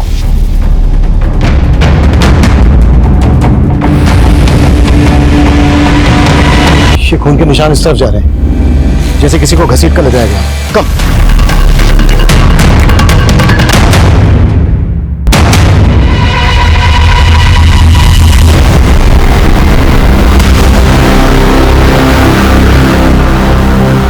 ब्लड हमें मिला वहां रोड की तरफ और वहां से इस तरफ घसीटने के निशान। मतलब मर्डर वहां पर किया गया है और लाश को यहां लाकर डंप किया गया है। कुलदीप, इस लड़की का खून और उस बच्ची के कपड़े पे जो खून मिला है, इन दोनों को मैच करवाओ। तब तक सरोज की खातिरदारी करते हैं। सर नमस्कार, मैं senior inspector Abhimanyu Jindal, crime petrol Dastak में आप सभी का स्वागत करता हूं। इस केस में सरोज हमें सबसे स्ट्रॉन्ग सस्पेक्ट लग रहा था, लेकिन वो लगातार अपनी बेगुनाही की सफाई दे रहा था। पर वो बच्ची हमें जिस हाल में मिली उसने हमें हिलाकर रख दिया। और सबसे विचित्र बात यह थी कि उस बच्ची के कपड़े खून से सने थे, जबकि उसको गला दबाकर मारने की कोशिश की गई थी और उस लड़की को चाकू से लगातार वार कर मारा गया। अगर उस लड़की का कातिल ही उस बच्ची का गुनहगार था तो कोई अपराधी एक ही क्राइम सीन पर एक विक्टिम को चाकू से और दूसरे विक्टिम को गला दबाकर मारने की कोशिश क्यों करेगा? तब हमारे लिए जानना बेहद जरूरी था कि उस लड़की और उस बच्ची का आपस में क्या कनेक्शन था। क्या वो दोनों एक दूसरे को जानते थे? बेटा, आप इन्हें जानती हो? बेटा आप डरो मत। अच्छा बेटा, आप इनको तो जानती होंगे, इन्होंने ही आपको और उनको मारा है। ओके बेटा, आप डरो मत, हम इनके बारे में आपसे बिल्कुल नहीं पूछेंगे। ओके बेटा, आप ब्रेक कर लो ना, डरो नहीं ना। आपको आपकी मम्मी के पास जाना है ना? हाँ? लेकिन हम कैसे लेके जाएंगे? हमको तो आपका नाम ही नहीं पता। आपका नाम क्या है? रिद्धि। Nice name. और बेटा, आपकी मम्मी का नाम क्या है? बोलो। मीरा। अरे वाह, आपको तो सब पता है। नहीं मालूम? अच्छा कोई बात नहीं, हम ढूंढ लेंगे आपका घर। लेकिन बेटा, आपने अपनी मम्मी का नाम बताया, अपना नाम बताया, पापा का नाम तो बताया ही नहीं। बेटा, आपके पापा का नाम क्या है? डूड। तो आपके पापा का नाम डूड है। अच्छा रिद्धि बेटा, आपका सरनेम क्या है? रिद्धि देशमुख। देशमुख।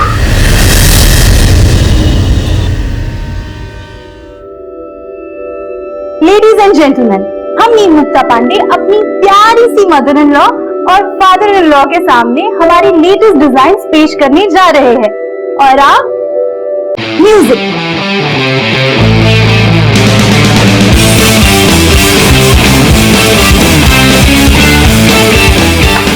बस करो ये बेहुदापन।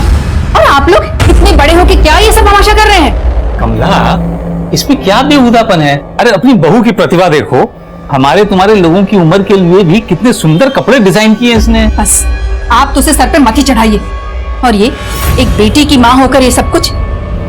माँ जी परवर कुछ नहीं। अगर इतना ही झंडे गाड़ने का शौक है ना तो पहले हमारे लिए एक पोता पैदा करके दिखा।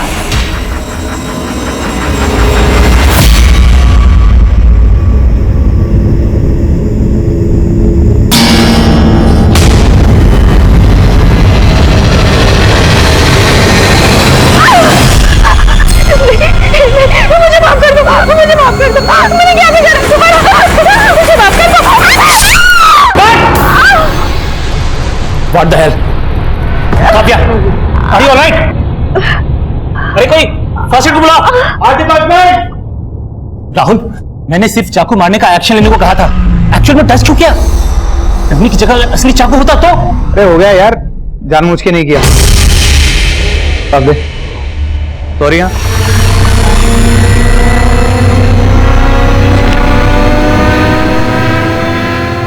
क्या हुआ बेटा? क्या हुआ? आप इतना डरी हुई क्यों हो? बेटा कोई बुरा सपना देखा आपने? हाँ? कुछ नहीं होगा बच्चा मेरा, कुछ नहीं होगा। उस बच्ची ने अपनी माँ और अपना नाम सरनेम तो बता दिया, लेकिन फादर के नाम पर डूड बोलती है।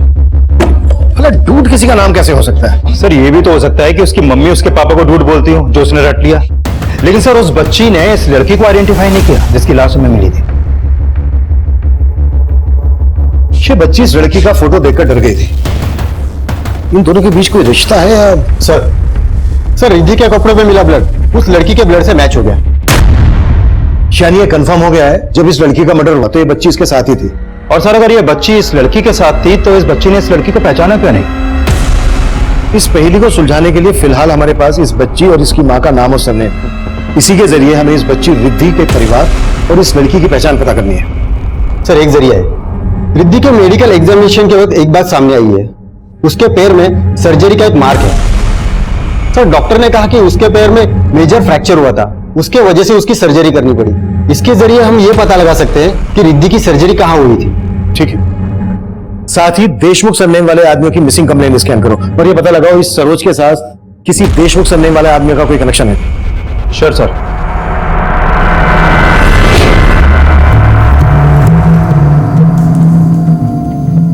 पांडे जी, सॉरी पांडे नहीं, हनी, राइट? हनी भी नहीं तो फिर हबी? इस रात को और भी ज्यादा रोमांटिक बनाने के लिए पेश है मेरे हैंडसम हबी को और भी ज्यादा हैंडसम बनाने वाला केसर वाला दूध।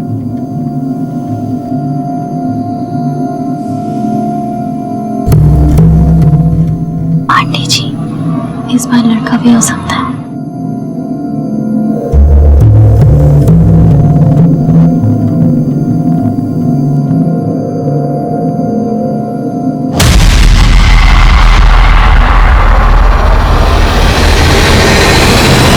सर रिद्धि का ये ऑपरेशन करीब 2-2.5 साल पहले हुआ था, जब उसका फ्रैक्चर हुआ था और उसके बोन्स को सपोर्ट देने के लिए मेटल प्लेट डाली गई थी। अच्छा डॉक्टर, ये मेटल प्लेट पे जो ये नंबर है, ये नंबर कैसा है? सर ये हर मेटल प्लेट के ऊपर एक सीरियल नंबर होता है। यानी मेटल प्लेट के सीरियल नंबर से हम मैन्युफैक्चरर तक पहुंच सकते हैं, जहां से हमें ये पता चल जाएगा कि ये मेटल प्लेट कौन से हॉस्पिटल में सप्लाई हुई थी जहां पर रिद्धि की सर्जरी हुई थी, और फिर उस हॉस्पिटल से रिद्धि की डिटेल्स।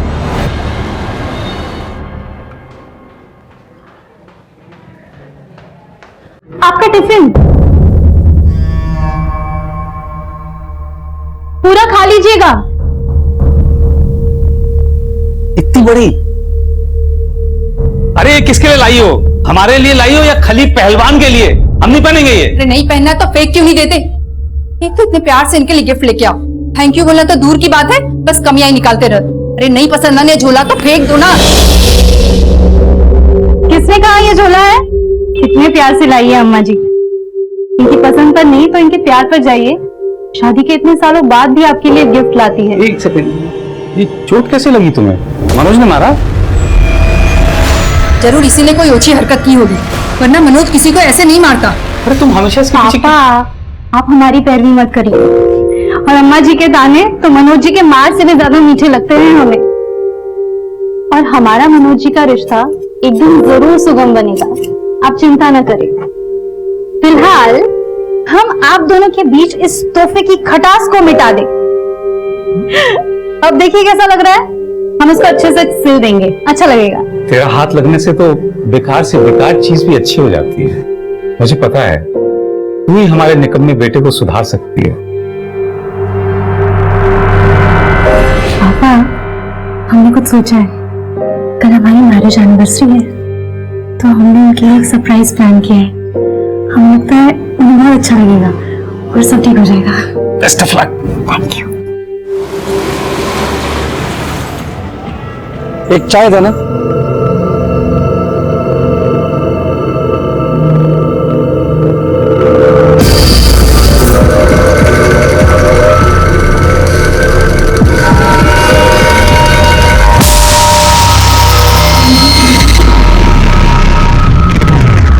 आप जिस नंबर को डायल कर रहे हैं वो इस समय स्विच्ड ऑफ है।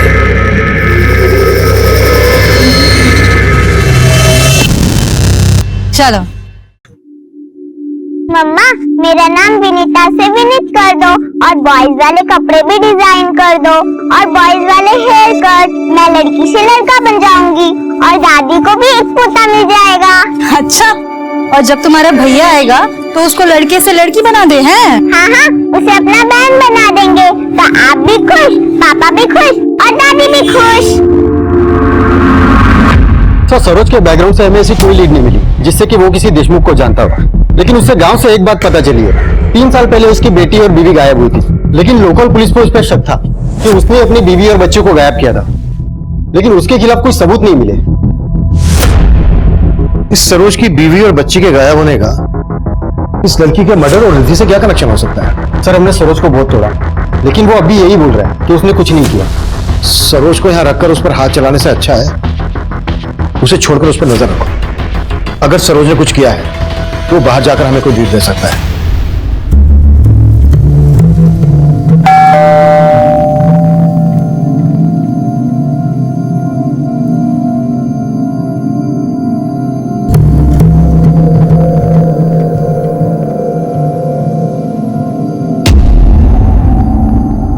आज हमारी एनिवर्सरी है ना, तो इसीलिए हमें स्पेस देने के लिए पापा, विनीता और मम्मी को लेकर मौसा जी के यहाँ गए हैं। Happy anniversary.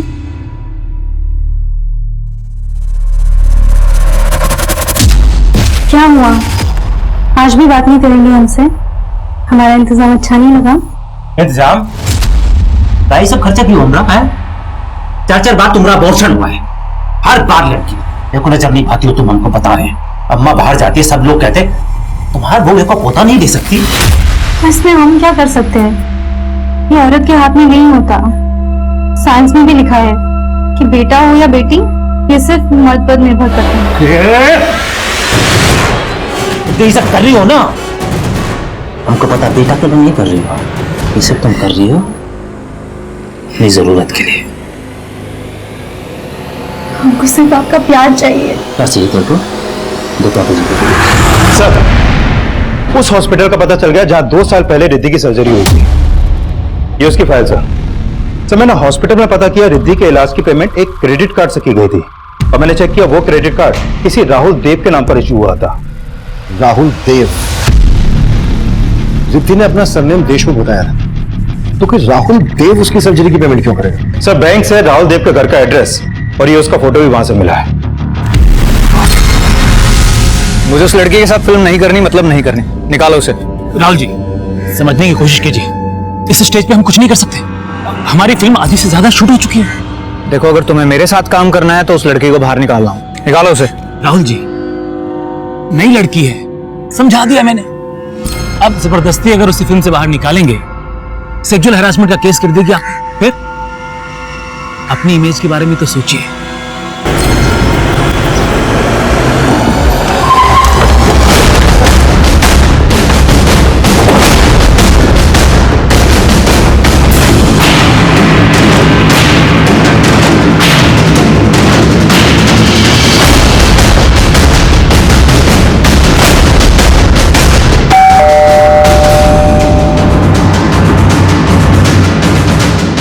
आरोप लगाया।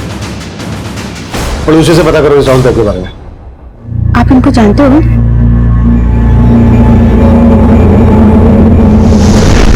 नहीं, तुम्हें अगर अपना शूट कैंसिल करना है तो करो, लेकिन तुमने मेरी आज की डेट ली थी तो तुम्हें मेरा आज का पर डे देना होगा। और अगर तुमने आज मेरा पर डे नहीं दिया तो देखना फिर। एक मिनट, तुझे फोन करता हूँ। दिखता नहीं है तुम्हें? सॉरी पापा। पापा? तुम्हें कितनी बार बोला है कि मुझे पापा मत बोला करो। Sorry dude.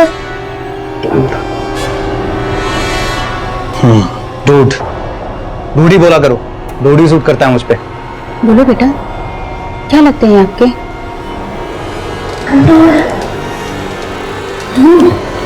ये बच्ची क्या लगती है राहुल देव की? ये तो रिद्धि है, राहुल की बेटी। ये लड़की हमें गुमशुदा मिली थी और इसने अपना सरनेम हमें देशमुख बताया था। तो क्या राहुल का पूरा नाम राहुल देव देशमुख तो नहीं है? नहीं सर, राहुल तो पंजाब का रहने वाला है। राहुल की बेटी और उसकी बीवी मीरा कई महीनों से यहाँ नहीं रह रहे। राहुल और मीरा के बीच काफी मनमुटाव था, इसीलिए दोनों अलग हो गए। और ये लड़की कौन है? मैं नहीं जानती सर इसे। रिद्धि की मां मीरा, वो कहाँ रहती है आजकल? मालूम नहीं सर, जब से रिद्धि और मीरा यहाँ से गए हैं उन्हें कभी यहाँ देखा नहीं, और राहुल को भी कुछ पड़ी नहीं थी उनकी।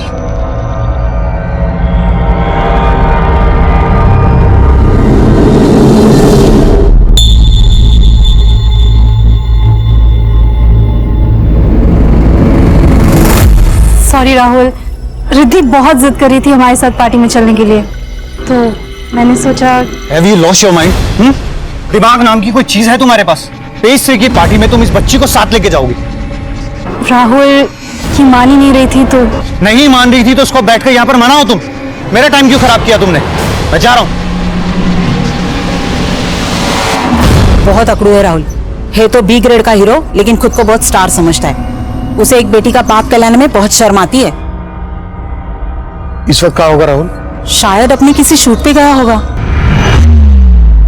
Excuse me, out guys, out. Listen guys, जो हुआ सो हुआ, मिट्टी डालते हैं। नाउ आई वांट तुम दोनों मिलके इस सीन पे फोकस करो। राहुल यहां से आएगा और तुम्हारा रेप करेगा। I want to see full struggle, pain in your eyes, right? Take करेंगे। Going for the take guys. डरो मत, वो क्या है ना, पहले वाले सीन में मैं ज्यादा मूड में चला गया था। अब करते हैं अच्छे से। डोंट वरी राहुल, हम मुझे तुम्हारा डर नहीं है। आई नो तुम किसी का मर्डर कर सकते हो, लेकिन रेप नहीं। Action, cut cut. अरे क्या कर रहे हो तुम लोग? ये तुम्हारा रेप कर रहा है या तुम इसका रेप कर रही हो? अरे अपने कैरेक्टर में रहो ना यार। I'm सॉरी सर, मैं अपना कैरेक्टर भूल गई थी, लेकिन राहुल अपने कैरेक्टर में था। तुम लोग मुझे ठीक से शॉट दोगे या पिक्चर बंद करके डब्बे में डाल दूं मैं? नेक्स्ट शॉट करेंगे। नेक्स्ट शॉट तो थाने में होगा इस राहुल के साथ।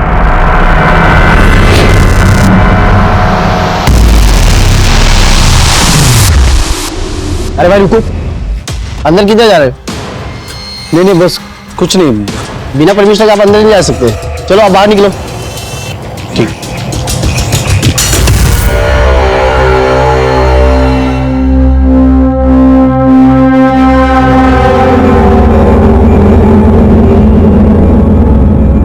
देखिए सर, आप मेरा टाइम वेस्ट कर रहे हैं। मीरा और उसकी बेटी से मेरा कोई भी मतलब नहीं है। पता है हम क्या इसका मतलब निकाल रहे हैं? तूने रिद्धि को मारने की कोशिश की, इसलिए तूने इसकी मिसिंग कंप्लेंट फाइल नहीं करवाई। सर अगर मुझे कुछ पता होता तो मैं इसकी मिसिंग कंप्लेंट लिखवाता ना। और वैसे भी ये मीरा के साथ रहती थी, मेरे साथ नहीं। कहाँ रहती थी और मीरा कहाँ है? मालूम नहीं सर। तेरी बीवी है और तुझे नहीं मालूम कहाँ पर है? सर वो मेरी बीवी नहीं है।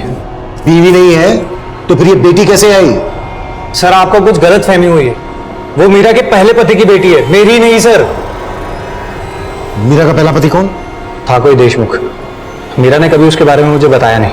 हम तो बस लिविंग में रहते थे, और जब मीरा का मन भर गया तो अपनी बेटी को साथ में लेके चली गई। रिद्धि कौन से स्कूल में पढ़ती थी? अगर वो तेरी बेटी नहीं है तो फिर स्कूल में तो। सर उसने स्कूल जाना ही नहीं शुरू किया था। उसकी सर्जरी के कारण मीरा ने उसकी एडमिशन ही नहीं करवाई थी। इसके अलावा मुझे कुछ मालूम नहीं। लेकिन हमें बहुत कुछ मालूम करना है तेरे से। हमें जहां पर रिद्धि मिली वहां पर इस लड़की की लाश मिली थी। कौन है ये? मालूम नहीं सर, नहीं जानता। देख, अगर हमसे कुछ भी छिपाया ना तो तेरे लिए अच्छा नहीं होगा। सर मैं आपसे कुछ क्यों छुपाऊंगा? और वैसे भी सर ये मीरा के पचड़े आप मुझे क्यों घसीट रहे हैं इसमें? कैसा पचड़ा?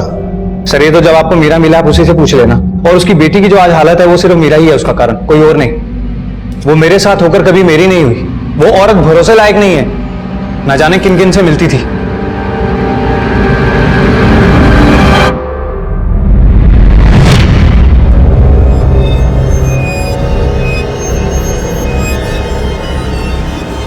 मीरा, कौन था ये? मेरा जानने वाला था। तुमने इसको इतने पैसे क्यों दिए? उधार दिए। तुम्हारा ये ऐसा कौन सा खास है जो तुमने उसको इतने पैसे उधार दिए? तुम मुझे अपने बारे में सब कुछ बताते हो क्या? जब तुम नहीं बताते तो मैं क्यों बताऊं? तुमने मुझे हक ही नहीं दिया है कि मैं तुम्हारे हर सवाल का जवाब दूं। मैंने तुम्हें और तुम्हारी बेटी को अपने घर में जगह दी है, इससे ज्यादा क्या हक चाहिए तुम्हें? सर मैं उससे शादी करना चाहता था, लेकिन उसका ये रवैया देखकर मैंने अपना डिसीजन बदल लिया। और वो आदमी कौन है जिसके बारे में तूने अभी बताया? मालूम नहीं सर। तुझे ये नहीं मालूम कि मीरा कहाँ पर है? उसका फोन नंबर तो होगा तेरे पास?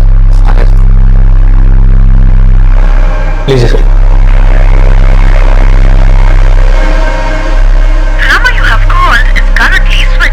सर नंबर बंद है। तुझे सच में मालूम नहीं है मीरा कहाँ है? क्या फिर मीरा को कहीं गायब कर दिया? सर मैं उसे क्यों गायब करूंगा? सर अगर आपको मीरा के बारे में जानना है ना तो आप मल्होत्रा से पूछिए। कौन मल्होत्रा? दिनेश मल्होत्रा, फैशन डिजाइनर है। मीरा उसी के साथ काम किया करती थी। मीरा का कोई फोटो है तेरे पास? हाँ सर।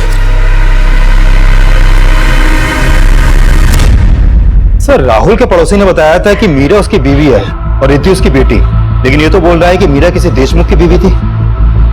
लग नहीं रहा है ये राहुल सच बोल रहा है। विश्वास नहीं हो रहा है कि रिद्धि उसकी बेटी नहीं। रिद्धि ने खुद मीरा को बताया है कि राहुल ही वो डूड है जो उसका फादर है। लेकिन सर रिद्धि ने भी अपना सरनेम देशमुख बताया था, और ये राहुल भी बोल रहा है कि मीरा का कोई पहला पति था जिसका सरनेम भी देशमुख ही था। हमें सिर्फ देशमुख को ही नहीं ढूंढना है, रिद्धि की मां मीरा का भी पता लगाना है, और इस लड़की का भी जिसकी हमें लाश मिली थी। दिनेश मल्होत्रा से मिलते हैं, क्या मीरा काम करती है।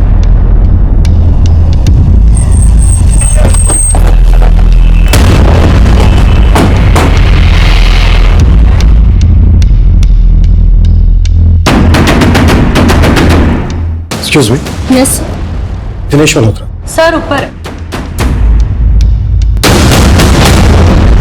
एक्चुअली मीरा के बारे में हमें आपसे बात करनी थी। मीरा यही काम करती है ना? No, I mean yes. मेरे कहने का मतलब ये है कि मीरा मेरे साथ काम करती थी, अभी नहीं करती। 3 महीने पहले वो जॉब छोड़ के चली गई थी। पर बात क्या है सर? हमें मीरा की बेटी रिद्धि गुमशुदगी की हालत में मिली। मीरा आजकल कहाँ है? सर एक राहुल नाम का एक्टर है, राहुल देव। मीरा उसकी वाइफ है और उसी के साथ। लेकिन राहुल ने हमें बताया कि मीरा उसकी वाइफ नहीं है, रिद्धि उसकी बेटी नहीं है। राहुल ने तो हमसे ये भी कहा कि कोई देशमुख उसका पति है। देशमुख? नहीं सर, कैसी बात कर रहे हैं? राहुल को जाने वाला हर इंसान जानता है कि मीरा उसी की वाइफ है। मतलब रिद्धि राहुल की ही बेटी है? जी बिल्कुल, मीरा ने मुझे यही बताया था। अच्छा, ये लड़की कौन है? सर ये रेणुका है, मीरा की असिस्टेंट। हमें मीरा की बेटी रिद्धि जहां गुमशुदगी की हालत में मिली, वहीं इस रेणुका की हमें डेड बॉडी मिली। आपने बताया रेणुका मीरा की असिस्टेंट थी, मतलब रेणुका भी आपके यहाँ काम करती थी? जी हाँ, पर सर रेणुका तो मीरा से काफी टाइम पहले ही जॉब छोड़ चुकी थी।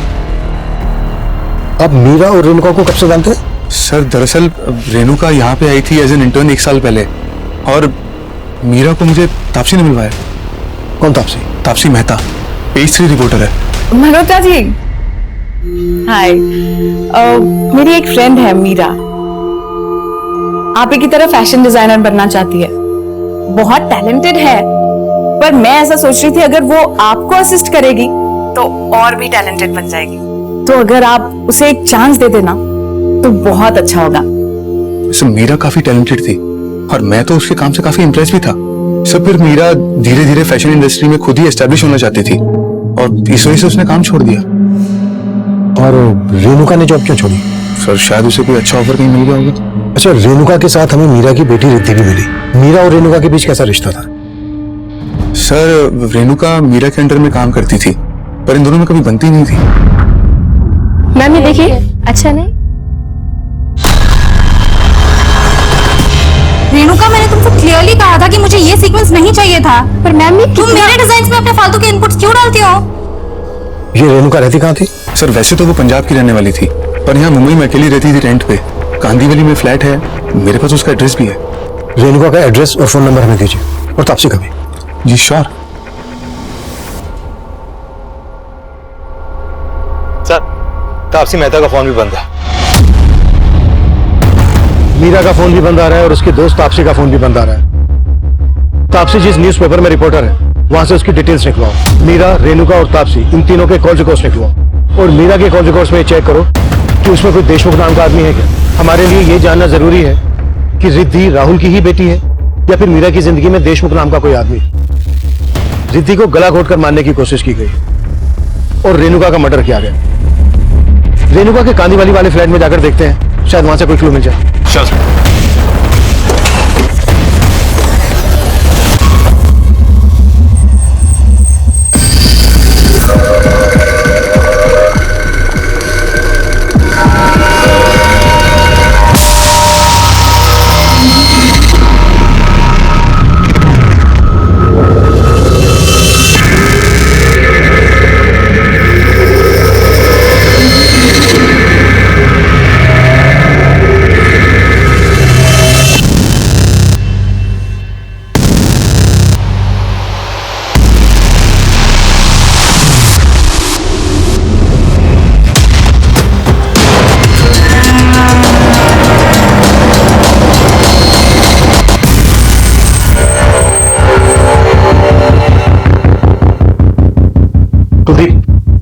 आसपास पता करो। सर,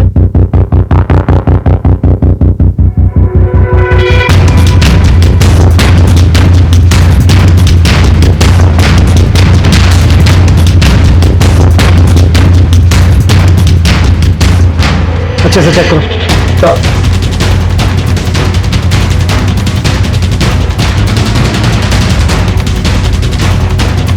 सर, रेणुका के पड़ोसियों ने बताया कि मीरा का यहाँ पर भी काफी आना जाना था और रेणुका के मकान मालिक से उसका पंजाब के कपूरथला का एड्रेस मिला है। पंजाब पुलिस से कांटेक्ट करो कि फैमिली को खबर कर दो ताकि मीरा की बॉडी उनको सौंप सके। Sure sir.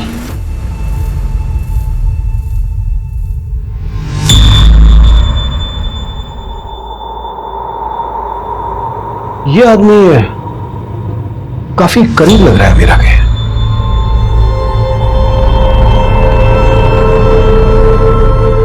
सर, कहीं ये वही देशमुख तो नहीं जिसे हम ढूंढ रहे हैं?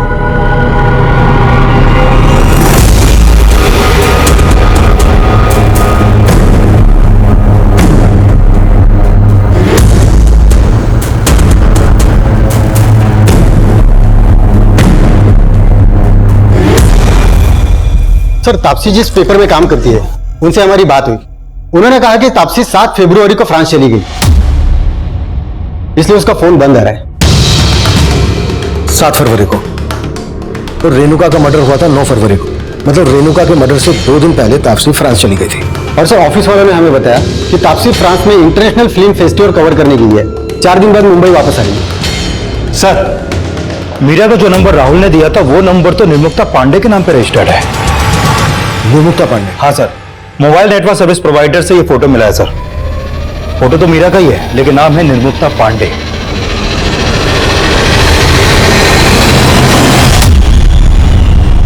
तो इसका असली नाम मीरा है या निर्मुक्ता पांडे? फोटो में तो काफी अलग दिखाई दे रही है ये मीरा उस निर्मुक्ता पांडे। अच्छा, इसका ये नंबर कौन से एड्रेस पर रजिस्टर्ड है? सर, मलाड के एड्रेस पर रजिस्टर्ड है। सर, मैंने मीरा के 6 महीने पुराने कॉल रिकॉर्ड भी चेक किए, लेकिन उसमें किसी भी देशमुख सरनेम वाले आदमी का कोई नंबर नहीं मिला। और सर, मीरा के कॉल रिकॉर्ड में कई ऐसे नंबर हैं जो फेक आईडी से लिए गए हैं। कुलदीप, तुम मलाड के उस एड्रेस पर जाओ जिस पर इस मीरा उर्फ निर्मुक्ता का मोबाइल नंबर रजिस्टर्ड है। मैं तब तक रिद्धि से दोबारा बात करने की कोशिश करता हूँ। Sure sir. रिद्धि बेटा, ये आपकी मम्मी है ना? अच्छा बेटा, इनका पूरा नाम मीरा है या निर्मुक्ता?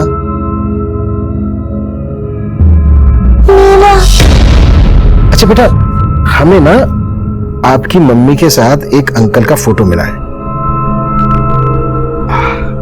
ये देखिए, तो आपकी मम्मी के साथ जो अंकल है, कौन है ये? आप जानते हो उनको? राकेश अंकल। राकेश अंकल। मैं और मम्मी इनके साथ बहुत एंजॉय करते थे।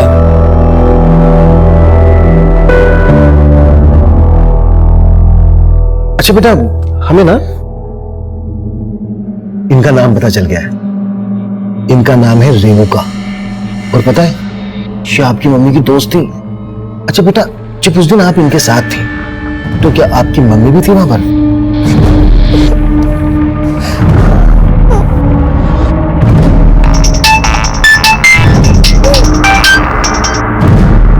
हाँ कुलदीप सर, निर्मुक्ता ऑफ मीरा का फोन नंबर मलाड के जिस एड्रेस पर रजिस्टर्ड है, वो वहां 4 साल पहले तक किराए पे अकेली रहती थी।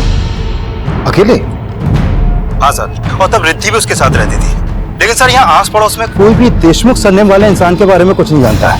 कुलदीप, इस मीरा उस निर्मुक्ता के कॉल रिकॉर्ड चेक करो, और चेक करो इसके कॉल रिकॉर्ड्स में कोई राकेश नाम का आदमी है क्या? रेणुका के घर में निर्मुक्ता का फोटो जिस आदमी के साथ हमें मिला, उस आदमी का नाम रिद्धि राकेश बता रही है। Okay sir. बस अब जल्दी से खाना खाएंगे और सो जाएंगे, सुबह जल्दी उठना है ना। दादाजी, मम्मी लखनऊ कब आएगी? मुझे उनकी बहुत याद आती है। अरे कभी नहीं आएगी वो, भूल जा कि तेरी कोई मम्मी भी थी। क्या बात करती हो तुम? कितनी बार बोला तुमको बच्ची से ऐसे बात मत किया करो। क्यों ना करूं? मेरा बस चले तो इसका गला दबा दो, और इसकी माँ का भी। बस, बुरी वो नहीं है, बुरी तुम हो। तुम्हारी वजह से घर उजड़ा है। उसने तो इस घर को बहुत संभालने की कोशिश की, लेकिन तुम्हारी लगाई हुई आग थी जो ज्वालामुखी बनी।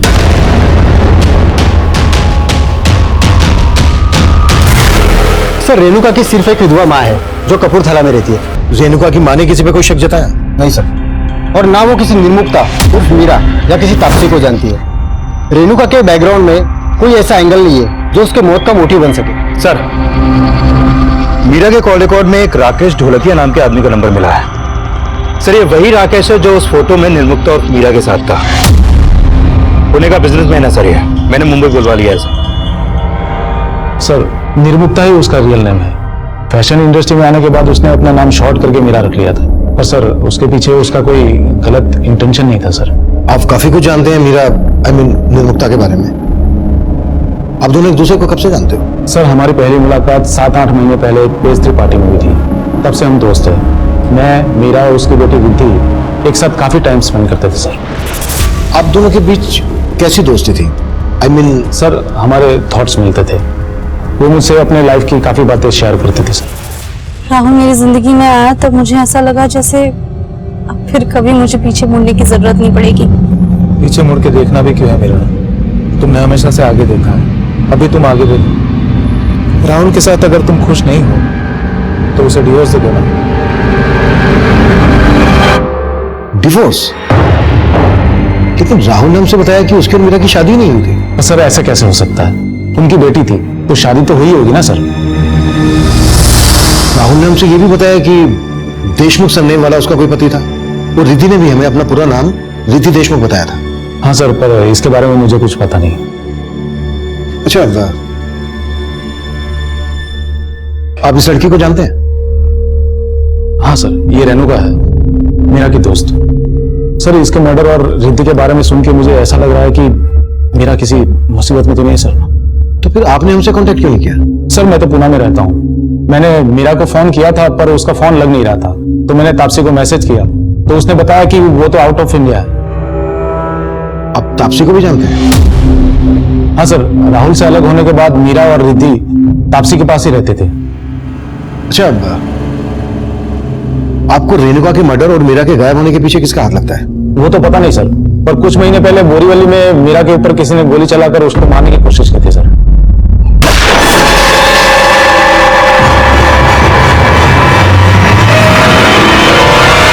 मीरा पर किसी ने गोली चलाई थी तो उसने पुलिस में कंप्लेंट की थी? हाँ सर, मैंने उसको बोला था, पर वो काफी डरी हुई थी सर। कोई तो है जो मीरा और उसकी बेटी को नुकसान पहुंचाना चाहता है। एक बार मैंने एक आदमी को मीरा के साथ झगड़ते हुए देखा था सर। मीरा ने कभी मुझे उस आदमी के बारे में कुछ बताया नहीं सर। रिद्धि भी आ गई। रिद्धि, अंकल,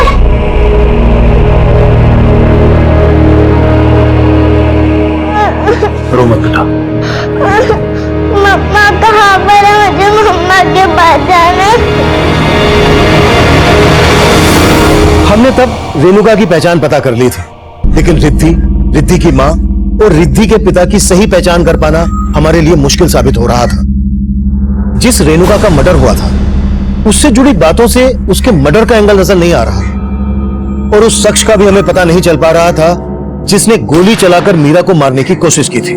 रिद्धि का सरनेम देशमुख और रिद्धि की मां के दो नाम, मीरा और निर्मुक्ता की पहेली भी सुलझ नहीं रही थी। वहीं लगातार रिद्धि राकेश ढोलकिया के पास रहने की इच्छा जाहिर कर रही थी, इसलिए राकेश ढोलकिया को रिद्धि को अपने पास रखने की परमिशन दे दी गई।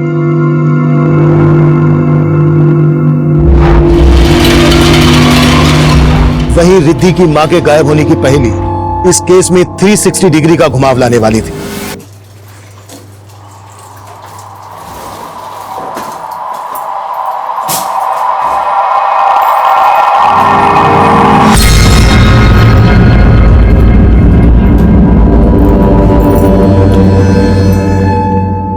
ठंडा करके क्यों रखा है?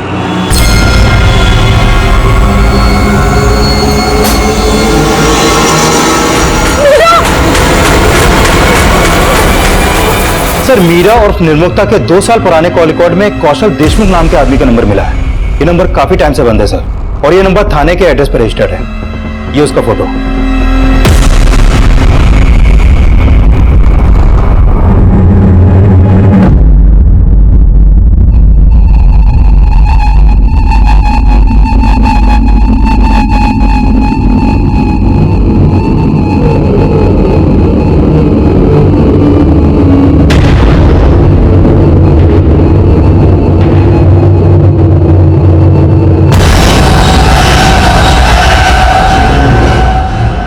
रिद्धि को कौशल की इस फोटो को दिखाते हैं। हो सकता है ये वही देशमुख हो जिसकी मैं तलाश हूं। ये ठीक रहेगा सर, तापसी फ्रांस से मुंबई वापस आई है और फ्लैट में पहुंचते ही उसे वहां पे मीरा की बॉडी मिली। What?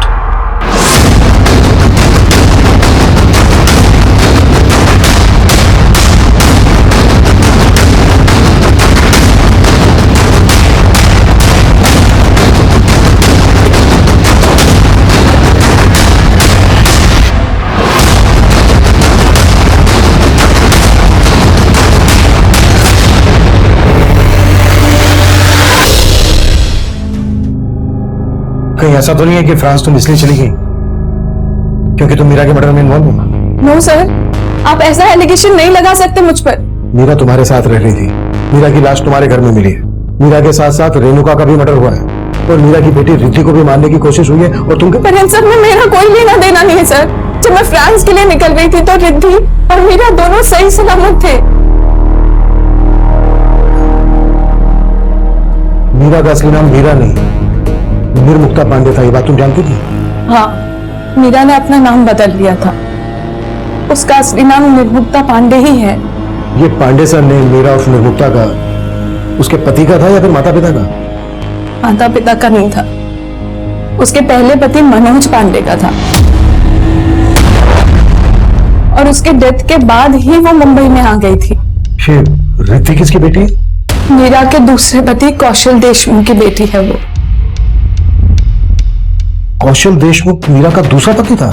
हाँ, और रिद्धि कौशल की ही बेटी थी, लेकिन 2 साल पहले कौशल रिद्धि और मीरा दोनों को ही छोड़कर दुबई भाग गया था। मैं आपको बाद में कॉल करता हूँ। सर, अभी मेरी मेड ने मुझे बताया रिद्धि को किसने किडनैप कर लिया सर। हाँ?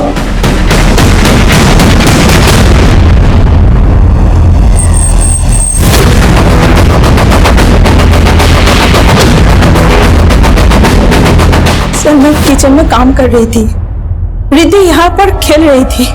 अचानक वो आया और रिद्धि को उठाकर लेकर भाग गया। मैं पीछे पीछे गई, मैंने देखा उसको नीले रंग के वैन में बिठा के उसको लेकर गया। कौन था वो? उसे पहले भी कभी देखा है? ना साहब, पहले कभी नहीं देखा। क्या वो ये था? ये हाँ साहब यही था। आसपास जितने भी सीसीटीवी है सब स्कैन करो, ब्लू वैन जरूर कैप्चर हुई होगी। सब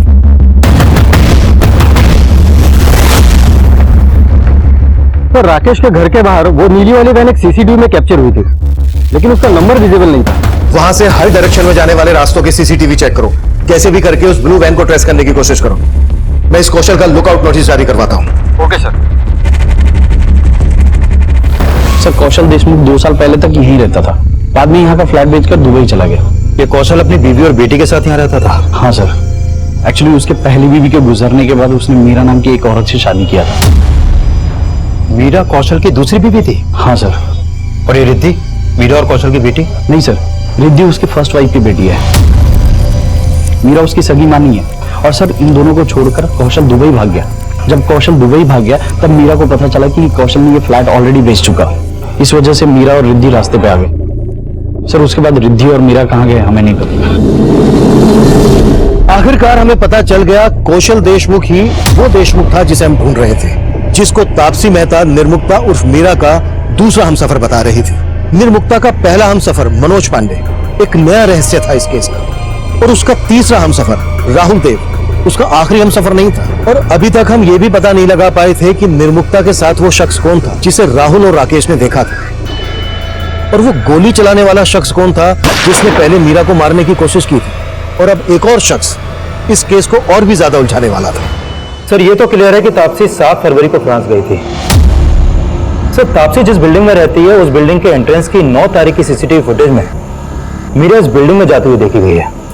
ये देखिए सर, मीरा जब इस बिल्डिंग में गई रिद्धि उसके साथ नहीं थी, और 9 फरवरी के बाद मीरा इस बिल्डिंग से बाहर आई नहीं। 9 तारीख को रेणुका का मर्डर हुआ और रिद्धि को मारने की कोशिश की गई। मतलब आर्य रोड पर 9 तारीख को जब रेणुका और रिद्धि के साथ ये कांड हुआ तभी मीरा का मर्डर हुआ। सर 9 फरवरी को सीसीटीवी में एक आदमी भी इस बिल्डिंग में जाते हुए कैप्चर हुआ है। ये देखिए सर बिल्डिंग में जाने के 15 मिनट बाद ये आदमी वापस आ गया। सर मैंने बिल्डिंग के गार्ड से इस आदमी के बारे में जानने की कोशिश की, लेकिन कुछ हासिल नहीं हुआ, और बिल्डिंग के लोगों ने भी इस आदमी को आइडेंटिफाई नहीं किया। Sir I am sure Meera का मर्डर इसी आदमी ने किया होगा। पहचानती हो कौन है ये? नहीं सर, लेकिन मुझे पूरा डाउट है कि ये राहुल का ही भेजा हुआ आदमी होगा, क्योंकि जब मीरा ने राहुल को छोड़ा तो उसकी ईगो हर्ट हो गई थी। सर राहुल ने मीरा को लिव इन रिलेशनशिप में सिर्फ इसलिए रखा था कि वो लोगों को बता सके कि वो गे नहीं है, वो एक मर्द है।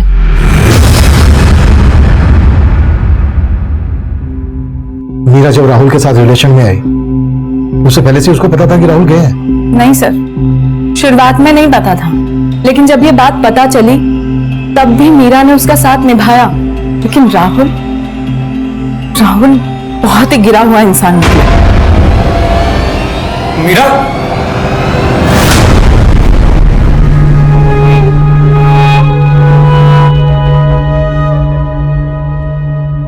मैंने बोला था ना तुझे, लेकिन नहीं, तूने सिर्फ और सिर्फ राहुल पे ही ट्रस्ट किया। मीरा की जिंदगी में कई मर्द हैं, तुम उन सबके बारे में जानती हो?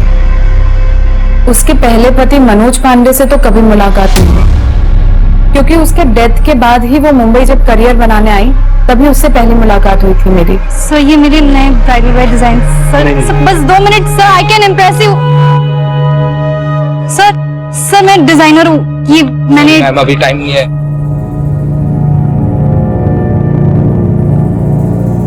तुम्हारे डिजाइन अच्छे हैं, लेकिन ऐसे धक्के खाने से कुछ नहीं होगा।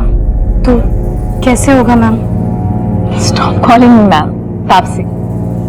तो कैसे होगा तापसी?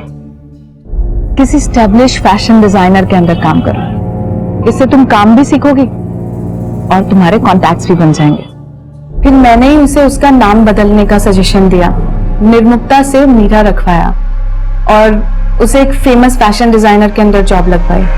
कौन? दिनेश मल्होत्रा?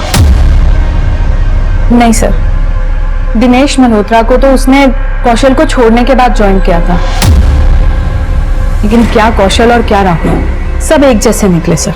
और उससे भी बेकार था उसका पति, उसका पहला पति मनोज पांडे। रोज उसकी मार सहती थी और उसके बारे में सोचकर ही सिहर जाती थी सर। अब गया ना वो मनोज, अगर मरने वाला अच्छा हो तो उसे याद करना भी ठीक है और उसके लिए रोना भी ठीक है, लेकिन अगर ऐसा हो ना तो उसे हमेशा हमेशा के लिए अपने अंदर से मार देना चाहिए। आज तू भी एक काम कर, उसे हमेशा हमेशा के लिए अपने अंदर से मार ले। आज तू ही शुरुआत कर, मार ले दो कुछ। फिर वो मनोज पांडे को भूल गई, यहां काम करने लगी, तभी उसकी जिंदगी में कौशल आया। अरे बताइए नहीं क्या? अरे छोड़ो, तुम आ तो सही। हम दोनों ही गुड न्यूज तुझे साथ में देना चाहते थे। मैं और कौशल शादी कर रहे हैं। ये मीरा कौशल के साथ सेटल हो गई और उसकी बेटी को भी अपना ली।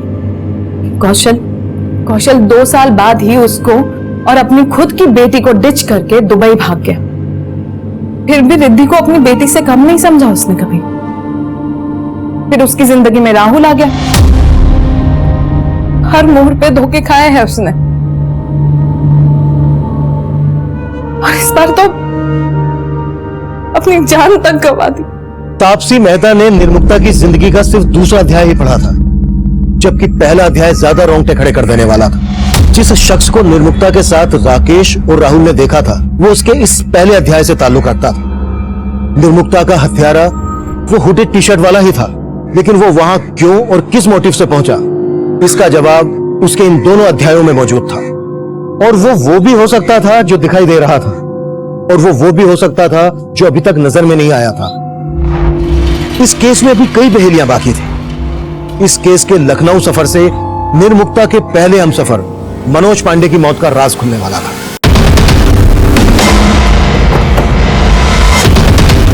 आइए सर। जी, वो खा गई मेरे बेटे को सर। उसी ने मरवाया था मेरे बेटे मनोज को।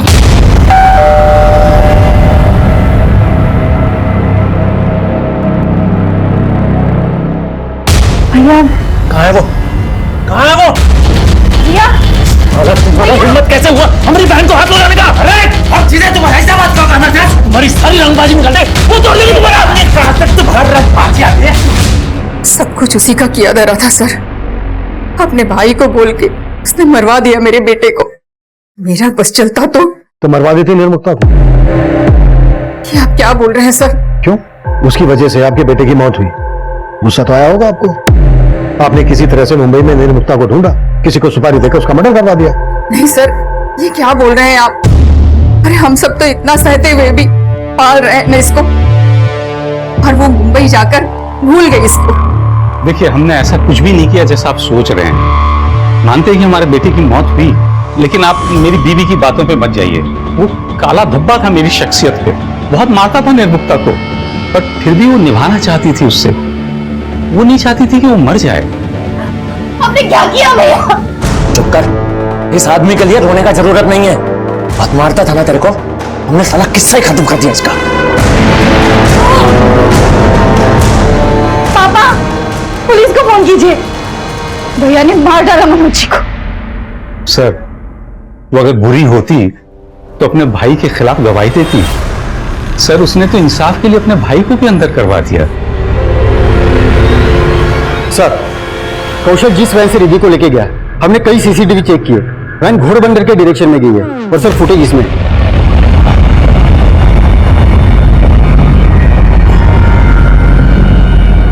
सर ये देखिए, ये वैन है, लेकिन वैन का नंबर फेक है। घोड़बंदर के हर चेक नाके में पूछताछ करो, शायद वैन किसी ने कहीं पर देखी हो। सर निर्मुक्ता का भाई धीरज कुछ टाइम पहले पेरोल पे बाहर आया था, तब से लापता है वो। धीरज की कोई फोटो है तुम्हारे पास? सर,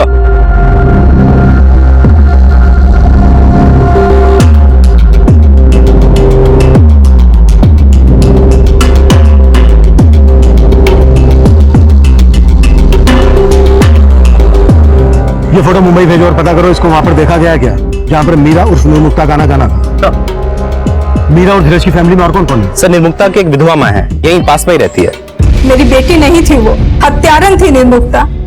पर निर्मुक्ता के पति मनोज पांडे को आपके बेटे धीरज ने मारा था। हाँ, मारा था, लेकिन उसके भले के लिए मारा था। अगर वो उसे नहीं मारता तो निर्मुक्ता का पति उसे मार देता, और उसने अपने भाई को ही जेल भिजवा दिया।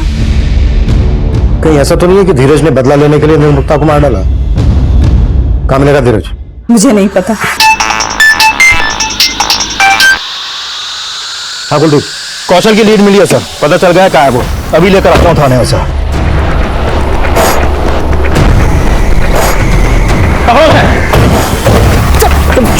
चलो गाड़ी में। क्या क्या कर? छोड़ो, बता दो। मैंने किसी को नहीं मारा साहब, मैं तो अपनी बेटी को अपने साथ ले जाना चाहता था साहब। नहीं मारा तो सामने क्यों नहीं आया था? वो 2 साल से कहाँ गायब था? अपनी बेटी को छोड़ के गया तब उसकी फिक्र नहीं हुई? सर फिक्र तो मुझे मेरी बेटी की भी थी और निर्मुक्ता की भी थी, लेकिन उसका भाई अगर मुझे काट के फेंक देता तो। उसका भाई? हाँ साहब, वो मेरे घर आता था और मेरी बीवी से पैसे लेके चला जाता था साहब। क्या करे भाई? जब तुम्हारी वजह से हम जेल गए हैं ना, तुम इतना पैसा कमा रही हो तो हमको भी तो चाहिए ना थोड़ा। हट, हट। अरे अरे ये क्या हो रहा है? क्या तो रक्षाबंधन मना रहे हैं जीजा जी। हमारी बहन है ना, उसकी रक्षा करने का जिम्मेदारी हम लिए है। और अगर तुमने कुछ भी कहा ना, काट के रख देंगे। काट के रख देंगे मतलब? एक्सपीरियंस है, पहले भी एक को। फिर पता चला कि उसने मीरा के पहले पति को भी मार दिया था।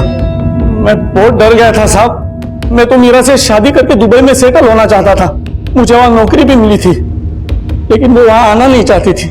कौशल, मैं चाहती हूँ कि तुम दुबई जाकर ये जॉब जरूर करो, जैसा तुम भी चाहते हो, लेकिन मैं अपने करियर के साथ समझौता नहीं कर सकती। मैं तो निर्मुक्ता से शादी करके उसको अपनी बीवी बनाना चाहता था, ताकि वो मेरी बेटी का ख्याल रख सके। रिद्धि मीरा को मां मानने लगी थी साहब, इसलिए मैंने उन दोनों को अकेला छोड़ के मैं दुबई चला गया साहब। चला गया, वो भी घर बेचकर, और उन दोनों को बेघर कर दिया। लेकिन मैंने किसी को मारा नहीं साहब। नहीं बोलेगा ऐसे तुम्हें? सर, अरे वही धीरज है जिसके बारे में राकेश ने भी हमें बताया था, और राहुल ने भी हमें इसी धीरज के बारे में बताया था, जो मीरा से मिलने उसके घर जाता था। हो सकता है राहुल ने मीरा को मरवाने के लिए धीरज का इस्तेमाल किया हो। राहुल को उठा के लेके आओ। सर,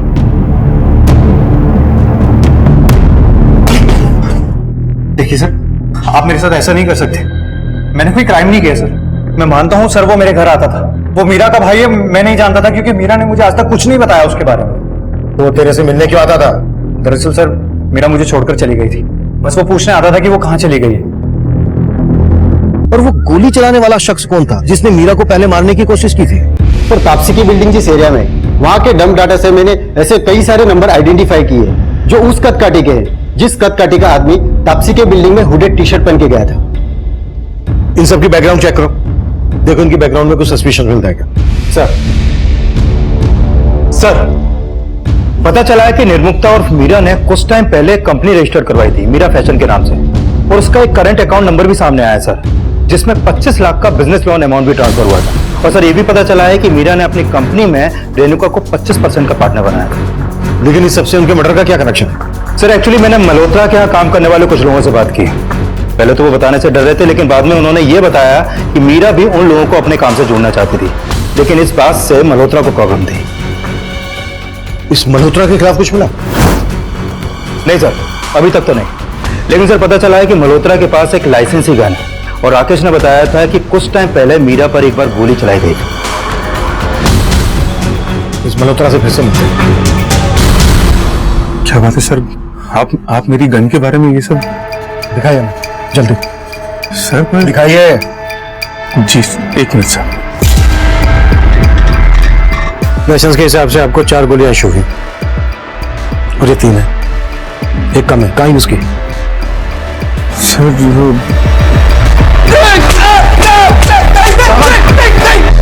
मैं बता रहा हूँ, मैं मानता हूँ कि मुझसे गलती हुई और मैंने पहले मीरा को मारने की कोशिश की थी, लेकिन मेरा यकीन मानिए सर, अब मैंने कुछ नहीं किया। क्या पता क्या हो, तेरे से बर्दाश्त भी हुआ हो कि मीरा तुझे तेरे बिजनेस में टक्कर दे।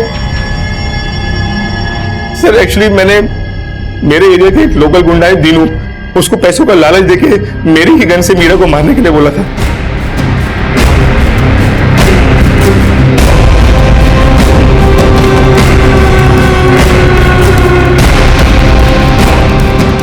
कैसा है? कम, लेट्स गो।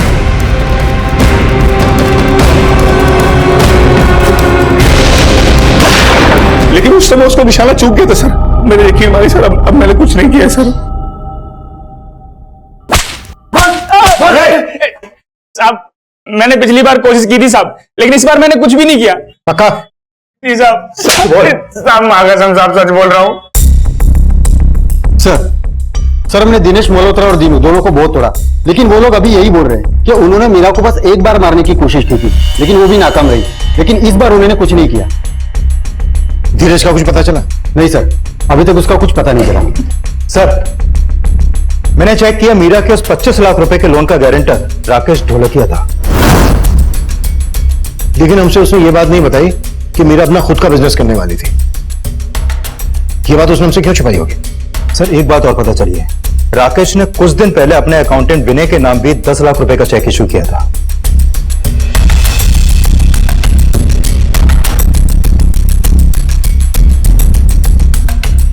सर पता चला है कि उस अकाउंटेंट विनय का मकान गिरवी था जो उसने 10 लाख रुपए देकर छुड़वाया था। ये उसका फोटो है सर।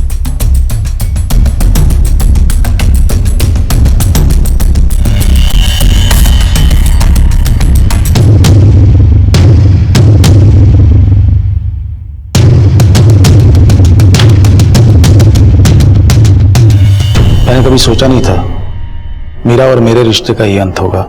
राहुल को छोड़ने के बाद वो मुझे अपना हमदर्द समझने लगी थी। मैं भी उसके प्यार में उसको यहाँ से यहाँ तक ले जाना चाहता था। मैंने उसको लोन ही नहीं दिलवाया, बल्कि उसकी बुटीक में भी मैंने बहुत सारे पैसे लगाए, और उसने मेरे साथ अच्छा नहीं किया। तुम्हारा बिजनेस अब तो सेट है सुंदर। तुम्हारे बुटीक के इनॉग्रेशन से पहले मैं सोच रहा था कि हम दोनों सगाई कर लेते हैं। सगाई कर लेते हैं हम दोनों। राकेश, सो सॉरी, मुझे नहीं लगता मैं सगाई शादी जैसी चीजों के लिए बनी हूँ।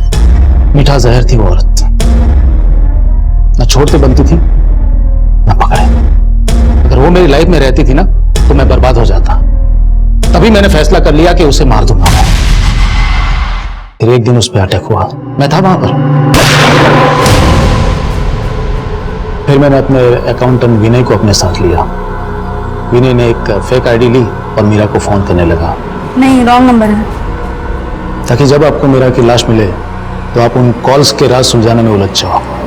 फिर उस दिन विनय वहां गया।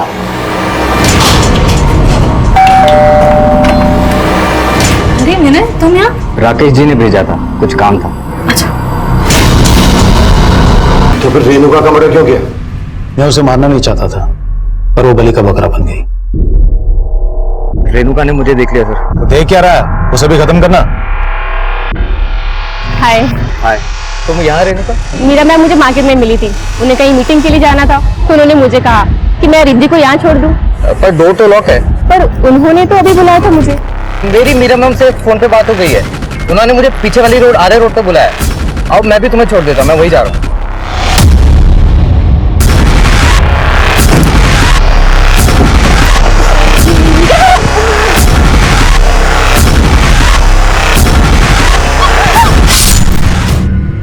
रिद्धि का मौत के मुंह से बाहर निकलकर आना किसी चमत्कार से कम नहीं था। मनोज, राकेश, राहुल और कौशल, निर्मुक्ता के इन 4 हमसफरों के अलावा निर्मुक्ता की इस बदहाली के लिए निर्मुक्ता का भाई धीरज भी जिम्मेदार था। अब मैं सीनियर इंस्पेक्टर अभिमन्यु जिंदल आप लोगों से विदा लेता हूं। आपसे फिर मुलाकात होगी एक नए केस के साथ। स्वस्थ रहिए, सतर्क रहिए और देखते रहिए क्राइम पेट्रोल दस्तक। मकसद बताना नहीं, बचाना है। क्राइम पेट्रोल के ऐसे ही मजेदार एपिसोड्स देखने के लिए हमारे चैनल को सब्सक्राइब करें